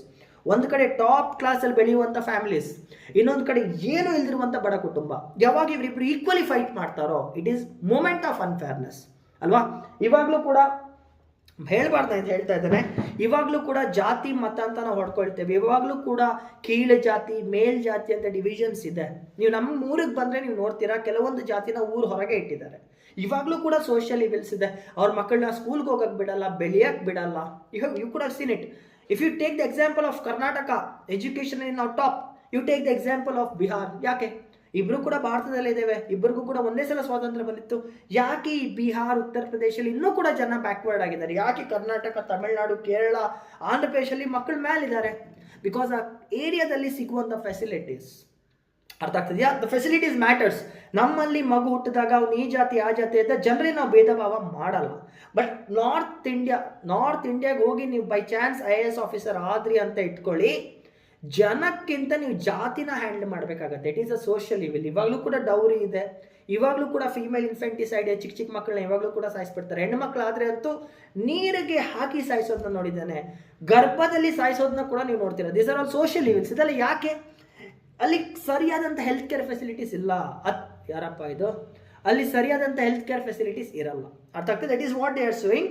So children are given different types of school education and healthcare facilities by their parents and societies. ಇದರಿಂದ ಕೂಡ ಹ್ಯೂಮನ್ ಕ್ಯಾಪಿಟಲ್ ಫಾರ್ಮೇಷನ್ ಬದಲಾಗತ್ತೆ ಅಂತ ಹೇಳ್ತಾ ಇದ್ದಾರೆ. ಆಯ್ತಾ? ಮುಂದೆ ಹೋಗೋಣ. ಅಮ್ಮ ಎದೆ ನೋವ್ತಿದೆ, ತಲೆ ನೋವ್ತಿದೆ, ಎಲ್ಲ ನೋವ್ತಿದೆ ನನಗೆ. The peers, educators and society influence the decisions regarding human capital investment. ಇವಾಗ ಅಷ್ಟೇ ಹೇಳ್ದಲ್ಲ, ಅದೇ ಇಲ್ಲೂ ಕೂಡ ಹೇಳಿದ್ದಾರೆ. Even at tertiary level. So what is tertiary level? ನೋಡಿ, ಎಜುಕೇಷನಲ್ಲಿ 3 ಲೆವೆಲ್ಸ್ ಇದೆ: ಪ್ರೈಮರಿ, ಸೆಕೆಂಡರಿ, ಟೆರಿಷರಿ. ಪ್ರೈಮರಿ ಅಂದರೆ ಜನರಲಿ ಬೇಸಿಕ್ ಸ್ಕೂಲ್ ಎಜುಕೇಷನ್ ಅಂತ. ಆ 1ನೇ ಕ್ಲಾಸಿಂದ 5ನೇ ಕ್ಲಾಸ್, 1ನೇ ಕ್ಲಾಸಿಂದ 7ನೇ ಕ್ಲಾಸ್, 1ನೇ ಕ್ಲಾಸಿಂದ 10ನೇ ಕ್ಲಾಸ್ ಅಂತ ಏನಿದೆ, ಇದನ್ನು ನಾವು ಪ್ರೈಮರಿ ಎಜುಕೇಷನ್ ಅಂತ ಕರಿತೇವೆ. ಸೆಕೆಂಡರಿ ಅಂದರೆ ಜನರಲಿ 11th ಮತ್ತು 12th PUCನ. ಟೆರಿಷರಿ ಅಂದರೆ ಡಿಗ್ರಿ. ಸೊ ಏನಾಗ್ತಿದೆ ಇಲ್ಲಿ, even in tertiary level that college level, ಅಂದರೆ ಕಾಲೇಜ್ ಲೆವೆಲಲ್ಲಿ ಕೂಡ ಮಕ್ಕಳು ಯಾವಾಗ ಕಾಲೇಜ್ ಲೆವೆಲ್ ಕೂಡ ಬರ್ತಾರೋ ಸರಿಯಾದಂಥ ಶಿಕ್ಷಣ ಸಿಗಲ್ಲ ಅಂತ ಹೇಳ್ತಿದ್ದಾರೆ. ಯಾವಾಗ ಡಿಗ್ರಿ ಲೆವೆಲಲ್ಲಿ ಕೂಡ ನಿಮಗೆ ಸರಿಯಾದಂಥ ಶಿಕ್ಷಣ ಸಿಗಲ್ವೋ ನಿಮ್ಗೆ ಕೆಲಸ ಸಿಗಲ್ಲ. ಯಾವಾಗ ನಿಮಗೆ ಕೆಲಸ ಸಿಗಲ್ವೋ ನೀವು ಹ್ಯೂಮನ್ ಕ್ಯಾಪಿಟಲಲ್ಲಿ ಫಾರ್ಮ್ ಆಗಲ್ಲ ಅಂತ ಹೇಳ್ತಿದ್ದಾರೆ. It's all what I explain ನಾವು. ಆಯ್ತಾ? ಮುಂದೆ ಹೋಗೋಣ. ಇದು ನೋಡಿ, however the human capital formation at this stage dependent already on formed human capital at school level. ಇದು ಬೇಡ, ಈ ಪಾಯಿಂಟ್ ಇವಾಗ ಬೇಡ, ಮುಂದೆ ಹೇಳ್ತಾರೆ. ಇದು ಅರ್ಥ ಆಗಲ್ಲ ನಿಮಗೆ. Human capital formation is partly social process, partly conscious decision process and correct. Human capital formation ಇದೆ. ಒಬ್ಬ ವ್ಯಕ್ತಿ ಚೆನ್ನಾಗಿ, ಆಯ್ತಪ್ಪ ಎಕ್ಸಾಂಪಲ್ ಕೊಡ್ತಾನೆ. ಮುನ್ನಾ ಅನ್ನೋ ಒಬ್ಬ ವ್ಯಕ್ತಿ ಇದ್ದಾನೆ. ಮುನ್ನಾ ಅನ್ನೋ ವ್ಯಕ್ತಿಗೆ ಚೆನ್ನಾಗಿ ಬೆಳಿಬೇಕಂತ ಇದ್ರೆ ಫಸ್ಟ್ ಆಫ್ ಆಲ್ ಇವ್ರ ತಂದೆ ತಾಯಿ ಕೂಡ ಚೆನ್ನಾಗಿರ್ಬೇಕಲ್ವಾ? ಮುನ್ನಾ ಹುಟ್ಟಿದ ಕೂಡಲೇ ನೋಡಪ್ಪ ಮುನ್ನಾ ನಾಳೆಯಿಂದ ಬಂದು ನೀನು ನಮ್ಮ ಜೊತೆ ಗಾರೆ ಕೆಲಸ ಮಾಡಬೇಕು, ತಲೆ ಮೇಲೆ ಸಿಮೆಂಟ್ ಇಟ್ಕೊಂಡು ಅಲ್ಲಿ ಬಿಸಾಕ್ಬೇಕಂತ ತಂದೆ ತಾಯಿ ಹೇಳಿದ್ರೆ ಆ ಮಗು ಬೆಳೆಯತ್ತ, ಆ ಮಗು ಸ್ಕೂಲ್ಗೆ ಹೋಗತ್ತಾ? ಇಲ್ಲ. ಇವಾಗಲೂ ಕೂಡ ನಮ್ಮಲ್ಲಿ ಚೈಲ್ಡ್ ಲೇಬರ್ ಇದೆ. ಚೈಲ್ಡ್ ಲೇಬರ್, ಚಿಕ್ಕ ಮಕ್ಳ ಹತ್ರ ಕಾರ್ಮಿಕರ ಕೆಲಸ ಮಾಡಿಸ್ಕೊಳ್ತಾರೆ. ಅದಕ್ಕೋಸ್ಕರ ಅಂತಾನೆ ಫಂಡಮೆಂಟಲ್ ರೈಟ್ ಅಲ್ಲಿ ಅಬಾಲಿಷನ್ ಆಫ್ ಚೈಲ್ಡ್ ಲೇಬರ್ ಅಂತ ಕೂಡ ಒಂದು ಆರ್ಟಿಕಲ್ ಇದೆ. ಯಾಕೆ? ತಂದೆ ತಾಯಿಗಳು ಅನ್ಎಜುಕೇಟೆಡ್, ಅವ್ರು ದಿನನಿತ್ಯ ತಿನ್ನಕ್ಕೆ ಕಷ್ಟಪಡ್ತಿದ್ದಾರೆ ಅಂತಂದ್ರೆ ಒಂದು ಮಗು ಸಾಕಾಗಲ್ಲ. ಅದಕ್ಕೆ ಚಿಕ್ಕ ಮಕ್ಕಳನ್ನ ತಗೊಬಂದು ಫ್ಯಾಕ್ಟ್ರಿಗಳಲ್ಲಿ ಕೆಲಸಕ್ಕೆ ಹಾಕ್ತಾರೆ, ಸಿಮೆಂಟ್ ಮಿಕ್ಸ್ ಮಾಡಕ್ ಹಾಕ್ತಾರೆ, ಗಾರೆ ಕೆಲಸಕ್ಕೆ ಹಾಕ್ತಾರೆ, ನೋಡಿರ್ತೀರ. ಇನ್ನೊಂದು ಕಡೆ ಏನಾಗುತ್ತೆ, ಸೋಷಿಯಲ್ ಸ್ಟೇಟಸ್. ಫಾರ್ ಎಕ್ಸಾಂಪಲ್, ಇವನೊಂದು ಕೀಳು ಜಾತಿಯಲ್ಲಿ ಹುಡ್ದ ಅಂತ ಇಟ್ಕೊಳ್ಳಿ, ಪುವರ್ ಕ್ಯಾಸ್ಟಲ್ಲಿ ಹುಡ್ದ ಅಂತ ಇಟ್ಕೊಳ್ಳಿ, ಕೀಳು ಜಾತಿಯಲ್ಲಿ ಹುಟ್ಟಿದ್ದಾನೆ. ಆ ಊರಲ್ಲಿ ಕ್ಯಾಸ್ಟ್ ಸಿಸ್ಟಮ್ ಇದೆ. ಡಾಕ್ಟರ್ BR ಅಂಬೇಡ್ಕರ್ನ ರೆಫರೆನ್ಸ್ ಆಗಿ ತಗೋಬಹುದು ನೀವು. ಡಾಕ್ಟರ್ BR ಅಂಬೇಡ್ಕರ್ ಅವ್ರನ್ನ ರೆಫರೆನ್ಸ್ ಆಗಿ ತಗೊಂಡ್ರೆ ಕೀಳು ಜಾತಿಯಲ್ಲಿ ಹುಟ್ಟಿದ್ರು ಅವರು. ಏನು ಕೇಳ್ಕೊಂಡ ಹುಟ್ಟಿದ್ರು ಇಲ್ಲ ತಾನೆ? ಸೊ ಅವಾಗ ಏನಾಗುತ್ತೆ, ಸೊಸೈಟಿ ಅವ್ರನ್ನ ದೂರ ಇಡ್ತಾ ಇದೆ. ಬರಬೇಡ ನೀನು ನಮ್ಮ ಹತ್ರ, ಸ್ಕೂಲಿಗೆ ಬರಬೇಡ, ನೀನು ಸ್ಕೂಲ್ಗೆ ಹೋಗ್ಬೇಡ, ನೀನು ನೀರು ಕುಡಿಬೇಡ, ಇಲ್ಲಿ ಬರಬೇಡ, ಅಲ್ಲಿ ಬರಬೇಡ. ಆ ಮಗುಗೆ ಸೋಷಿಯಲ್ ಫ್ಯಾಕ್ಟರ್ಸ್ ಅಲ್ಲಿ ಕೂಡ ಹ್ಯೂಮನ್ ಕ್ಯಾಪಿಟಲ್ ಫಾರ್ಮ್ ಆಗಕ್ಕಾಗ್ತಿಲ್ಲ. ಅಲ್ಲ, ಒಂದು ಕಡೆ ತಂದೆ ತಾಯಿ ಎಜುಕೇಷನ್ ಪ್ರೊವೈಡ್ ಮಾಡಲಿಲ್ಲ, ಇನ್ನೊಂದು ಕಡೆ ತಂದೆ ತಾಯಿ ಸಪೋರ್ಟ್ ಮಾಡಿದ್ರು ಕೂಡ ಸೊಸೈಟಿ ಸಪೋರ್ಟ್ ಮಾಡ್ತಾ ಇಲ್ಲ. ಇಂಥ ಟೈಮಲ್ಲಿ ಕೂಡ ಆ ಮಗು ಶೋಷಣೆಗೆ ಒಳಗಾಗತ್ತೆ. ಆ ಮಗುಗೆ ಸರಿಯಾದಂಥ ಡೆವಲಪ್ಮೆಂಟ್ಗೆ ಬೇಕಾಗಿರುವಂಥ ಎಜುಕೇಷನ್, ಹೆಲ್ತ್ ಕೇರ್ ಸಿಗಲ್ಲ ಅಂತ ಹೇಳ್ತಿದ್ದಾರೆ. ಸೊ ಅದಕ್ಕೇನು ಹೇಳ್ತಿದ್ದಾರೆ, ಹ್ಯೂಮನ್ ಕ್ಯಾಪಿಟಲ್ ಫಾರ್ಮ್ ಆಗಬೇಕಂದ್ರೆ it's a partly conscious decision, partly social process ಅಂತ ಕೂಡ ಹೇಳ್ತಿದ್ದಾರೆ. ಸೋಷಿಯಲ್ ಪ್ರೊಸೆಸ್, ಕಾನ್ಷಿಯಸ್ ಡಿಸಿಷನ್ ಅಂದ್ರೇನು, ಆ ಮಗು ಕೂಡ ಯೋಚನೆ ಮಾಡ್ಕೊಂಡು ಬೆಳಿಬೇಕು, ತಂದೆ ತಾಯಿ ಸಪೋರ್ಟ್ ಇರಬೇಕು. ಸೋಷಿಯಲ್ ಅಂದರೆ ಆ ಸಮಾಜ ಕೂಡ ಅದಕ್ಕೆ ಬೆಳವಣಿಗೆಗೆ ಅವಕಾಶ ಮಾಡಿ ಕೊಡಬೇಕು ಅಂತ. ಅರ್ಥ ಆಗ್ತಿದೆಯಾ? ಫಾರ್ ಎಕ್ಸಾಂಪಲ್, ಇವಾಗಲೂ ಕೂಡ ಹೇಳ್ಬಾರ್ದಾ ಇಂದ ಪ್ರಾಸ್ಟಿಟ್ಯೂಟ್ ಮಕ್ಕಳನ್ನ ನಾವು ಎಷ್ಟು ಕೀಳಾಗಿ ನೋಡ್ತೇವೆ. ಜನರಲಿ ಪ್ರಾಸ್ಟಿಟ್ಯೂಟ್ ಮಕ್ಕಳನ್ನ ಎಷ್ಟು ಕೀಳಾಗಿ ನೋಡುತ್ತೆ ಈ ಸಮಾಜ. ಏನು ಸಪೋರ್ಟ್ ಮಾಡಿಬಿಡತ್ತಾ? ನೋ. ನೀವು ಗಂಗೂಬಾಯಿ, ಎಸ್, ಮೂವೀಸ್ ತುಂಬ ಮೂವೀಸ್ ಇದೆ. ಹಿಂದಿಯಲ್ಲಿ ಗಂಗೂಬಾಯಿ ಅಂತ ಒಂದು ಮೂವಿ ಇದೆ, ಗಂಗೂಬಾಯಿ ಕಾತ್ಯವಾಡ. ಇಫ್ ಯು ಆಲೆ ಭಟ್ ಹೊಡೆದು ನೋಡಿ ಆ ಫಿಲಮ್ನ. ಒಂದು ವೇಶ್ಯ, ಒಂದು ಪ್ರಾಸ್ಟಿಟ್ಯೂಟ್ ಸಮಾಜದಲ್ಲಿದ್ದಂಥ ಮಕ್ಕಳನ್ನ ಸ್ಕೂಲಿಗೆ ಸೇರ್ಸಕ್ಕೆ ಬಂದಾಗ ಆ ಸ್ಕೂಲ್ ಅಪೋಸ್ ಮಾಡುತ್ತೆ. ತಂದೆ ಯಾರು ಅಂತ ಕೇಳ್ತಾರೆ. ಆ ಮಗುದೇನು ತಪ್ಪಿದೆ ಇದರಲ್ಲಿ? ತಾಯಿ ಚೂಸ್ ಮಾಡಿದಂಥ ಕರಿಯರ್, ತಾಯಿ ಚೂಸ್ ಮಾಡಿದಂಥ ವೃತ್ತಿಯಿಂದ ಆ ಮಗುಗೆ ಯಾಕೆ ಶೋಷಣೆಗೆ ಒಳಗಾಗತ್ತೆ? ಇಂಥದ್ದನ್ನ ನೀವು ತುಂಬ ನೋಡ್ತೀರಾ. ಮರ್ಡರ್ ಮಾಡಿದ ಒಬ್ಬ ವ್ಯಕ್ತಿ ಚುಚ್ಚಿದ, ಹೊರಟೋದ ಜೈಲಿಗೆ. ಅವನು ಚುಚ್ಚೋಕ್ಕಿಂತ ಮುಂಚೆ ಒಳ್ಳೆ ವ್ಯಕ್ತಿ ಆಗಿದ್ದ. ಸನ್ನಿವೇಶಗಳನ್ನ ಮರ್ಡರ್ ಮಾಡ್ದಂತ ಇಟ್ಕೊಳ್ಳಿ. ಎಕ್ಸಾಂಪಲ್, ಒಳ್ಳೆ ವ್ಯಕ್ತಿ ಸಮಾಜದಲ್ಲಿ ಒಳ್ಳೆ ಹೆಸರಿರುವಂಥ ವ್ಯಕ್ತಿ ಏನೋ ಒಂದು ಕೆಟ್ಟ ಸಮಯ ಚುಚ್ಚಿಬಿಟ್ಟ, ಒಬ್ಬರನ್ನ ಮರ್ಡರ್ ಮಾಡಿಬಿಟ್ಟ, ಜೈಲಿಗೆ ಹೋದ, ಪನಿಷ್ಮೆಂಟ್ ಆಯಿತು, ಜೀವ ಅವಧಿ ಶಿಕ್ಷೆ ಅನುಭವಿಸ್ತಾ ಇದ್ದಾನೆ. ಸನ್ನಿವೇಶಗಳು ಆ ಥರ ಮಾಡ್ದಂತೆ ಇಟ್ಕೊಳ್ಳಿ. ಆ ಯಪ್ಪ ಜೈಲಿಗೆ ಹೋಗ್ಬೇಕಾದ್ರೆ ಆತನ ಧರ್ಮ ಪತ್ನಿ 6 ತಿಂಗಳ ಪ್ರೆಗ್ನೆಂಟ್ ಅಂತ ಇಟ್ಕೊಳ್ಳಿ. 3 ತಿಂಗಳಾದ್ಮೇಲೆ ಮಗುಗೆ ಜನ್ಮ ಕೊಡ್ತಾಳೆ ಅಲ್ವಾ? ಆ ತಾಯಿನ ಆ ಸಮಾಜ ಏನಂತ ಕರೆಯುತ್ತೆ? ಕೊಲೆಗಾರನ ಹೆಂಡತಿ ಅಂತ ಕರೆಯುತ್ತೆ. ಯಾವುದೇ ಒಂದು ಸನ್ನಿವೇಶದಲ್ಲಿ ಬೇಕಂತನೋ ಅರಿವಿದ್ದೋ ಅರಿವಿಲ್ದೇನೋ ಆ ವ್ಯಕ್ತಿ ಚುಚ್ಚಿಬಿಟ್ಟ ಅಂತ ಇಟ್ಕೊಳ್ಳಿ. ಆ ಸಮಾಜ ಏನಂತ ಕರೆಯುತ್ತೆ? ಅವ್ರನ್ನ ಕೊಲೆಗಾರನ ಹೆಂಡತಿ ಅಂತ ಪಟ್ಟ ಕಟ್ತಾರೆ. ಆ ಮಗುಗೆ ಸಂಬಂಧ ಕೂಡ ಇಲ್ಲ ಕೊಲೆ ಆದಾಗ. ತಾಯಿ ಭ್ರೂಣದಲ್ಲಿದ್ದಂಥ ಮಗು ಹುಟ್ಟಿದಾಗ ಕೊಲೆಗಾರನ ಮಗ ಕೊಲೆಗಾರನೇ ಆಗ್ತಾನೆ, ಕೊಲೆಗಾರನ ಮಗ ಕೊಲೆಗಾರನೇ ಆಗ್ತಾನೆ ಅಂತ ಸಮಾಜ ಯಾವಾಗ ಅಂತ ಒಂದು ಮುದ್ರೆನ ಒತ್ತಿಬಿಡುತ್ತೋ ಆ ಮಗು ಮೇಲೆ, ಆ ಮಗು ಬೆಳೆಯೋಕ್ಕಾಗತ್ತಾ? ಇಲ್ಲ. ಅದಕ್ಕೋಸ್ಕರ ನಾನು ಹೇಳ್ತಿರುವಂಥದ್ದು, ಸೋಷಿಯಲ್ ಪ್ರೊಸೆಸ್ ಕೂಡ ಮ್ಯಾಟ್ರ್ ಆಗತ್ತೆ. ಒಬ್ಬ ವ್ಯಕ್ತಿ ಚೆನ್ನಾಗಿ ಬೆಳಿಬೇಕಂದ್ರೆ ಸಮಾಜ ಚೆನ್ನಾಗಿರ್ಬೇಕು. ಯಾವ ಸಮಾಜದಲ್ಲಿ ಜನ ಚೆನ್ನಾಗಿರ್ತಾರೋ ಆ ಸಮಾಜದಲ್ಲಿ ಬೆಳೆಯುವಂಥ ಮಗು ಕೂಡ ಚೆನ್ನಾಗಿರುತ್ತೆ ಅಂತ ಹೇಳ್ತಾ ಇದ್ದಾರೆ. ಕಾನ್ಷಿಯಸ್ ಪ್ರೊಸೆಸ್, ತಂದೆ ತಾಯಿ ಸಪೋರ್ಟ್ ಕೂಡ ಬೇಕು, ಫ್ಯಾಮಿಲಿ ಸಪೋರ್ಟ್ ಕೂಡ ಬೇಕು, ಜೊತೆಗೆ ಸಮಾಜದ ಸಪೋರ್ಟ್ ಕೂಡ ಬೇಕು ಹ್ಯೂಮನ್ ಕ್ಯಾಪಿಟಲ್ ಫಾರ್ಮ್ ಆಗೋಕ್ಕೆ. ಇಲ್ಲ ಮಗು ಏನಾಗತ್ತೆ ಫ್ಯೂಚರ್ ನೀವು ನೆನೆಸ್ಕೊಂಡ್ರೆ ನಿಮ್ಗೆ ಭಯ ಆಗ್ಬೋದು. You could have seen it. ನಿಮ್ಮ ಸುತ್ತಮುತ್ತ ಇದನ್ನೆಲ್ಲ ತುಂಬ ನೋಡಿರ್ತೀರಾ ಅಲ್ವಾ? ಅದೇ ಇಲ್ಲಿ ಹೇಳ್ತಾ ಇರೋದು. ಮುಂದೆ ಒಂದು ನಿಮಿಷ ಇದು ಸ್ವಲ್ಪ ಒರೆಸ್ಬಿಡ್ತೇನೆ, ಸೊ ದಟ್ ನಿಮಗೆ ನೆಕ್ಸ್ಟ್. ಇದು ಜಸ್ಟ್ ಇಂಟ್ರೊಡಕ್ಷನ್ ಅಷ್ಟೇ, ಆಯ್ತಾ? ಇನ್ನು ನಾವು ಪ್ಯಾರಾಗ್ರಾಫ್ ಸ್ಟಾರ್ಟೇ ಮಾಡಿಲ್ಲ, ಇವಾಗ ಸ್ಟಾರ್ಟ್ ಆಗುತ್ತೆ. ಇಲ್ಲಿಂದ ಸ್ಟಾರ್ಟ್ ಆ್ಯಕ್ಚುಲಿ. ಇದೆಲ್ಲ ಏನು ಹ್ಯೂಮನ್ ಕ್ಯಾಪಿಟಲ್ದು ಹೇಗೆ ಫಾರ್ಮೇಷನ್ ಆಗುತ್ತೆ ಅಂತ. ಫಿಸಿಕಲ್ ಕ್ಯಾಪಿಟಲ್ ಮತ್ತು ಹ್ಯೂಮನ್ ಕ್ಯಾಪಿಟಲ್ ಡಿಫ್ರೆನ್ಸ್ ಇವಾಗ ಸ್ಟಾರ್ಟ್ ಆಗುತ್ತೆ. ಓಕೆ, ಆ್ಯಕ್ಚುಲಿ ಚಾಪ್ಟರ್ ಬಗ್ಗೆ ಮಾತಾಡ್ತಾ ಹೋದರೆ ನನಗೆ ಮಾತುಗಳೇ ನಿಲ್ಲಲ್ಲ, ಅಷ್ಟು ನಾಲೆಜ್ ಇರುವಂಥ ಒಂದು ಚಾಪ್ಟರ್. ಬಿಕಾಸ್ ಈ ಚಾಪ್ಟರಲ್ಲಿ ನೀವು ಇಂಟರ್ನಲ್ ಸೆಕ್ಯೂರಿಟಿ, ಸೋಷಿಯಲ್ ಜಸ್ಟಿಸ್ನ ಕೂಡ ಕವರ್ ಮಾಡ್ಕೊಳ್ತಾ ಇದ್ದೀರಿ. ಅದಕ್ಕೋಸ್ಕರ ನಾನು ಸ್ವಲ್ಪ ಜಾಸ್ತಿ ಎಳಿತಾ ಇದ್ದೀನಿ ಈ ಚಾಪ್ಟರ್ನ, ಆಯಿತಾ? ಇಲ್ಲಾಂದರೆ ನಾನು ತಿಳಿಸ್ಕೊಂಡು ಹೋಗ್ತಿದ್ದೆ. ಬಟ್ ದಿಸ್ ಚಾಪ್ಟರ್ ಏನಿದೆ ನಿಮಗೆ ಸೋಷಿಯಲ್ ಜಸ್ಟಿಸಲ್ಲಿ ಕೂಡ ಹೆಲ್ಪ್ ಮಾಡುತ್ತೆ. ಅದಕ್ಕೋಸ್ಕರನೇ ಈ ಚಾಪ್ಟರ್ನ ಅವಾಯ್ಡ್ ಮಾಡಿದ್ದಾರೆ. I am just going with it, ಆಯಿತಾ? You know that the owner of physical capital say ups. ಒಂದು ನಿಮಿಷ ಒಂದು ಕೆಲಸ ಮಾಡೋಣ, ಈ ವಿಡಿಯೋ ನಾನು ಇಲ್ಲಿಗೆ ಕಟ್ ಮಾಡ್ತೇನೆ. ಬಿಕಾಸ್ ಆಲ್ರೆಡಿ 1 hour ಆಗಿದೆ ಅಂತ ಇಟ್ಕೊಳ್ತೇನೆ, ಜಾಸ್ತಿ ಆದರೆ ಎಡಿಟ್ ಆಗಲ್ಲ. So I will end this video here. Next ವಿಡಿಯೋಯಿಂದ ಇಲ್ಲಿಂದ ಸ್ಟಾರ್ಟ್ ಮಾಡ್ಕೊಂಡು ಹೋಗೋಣ. ಓಕೆನಾ? ಜೈ.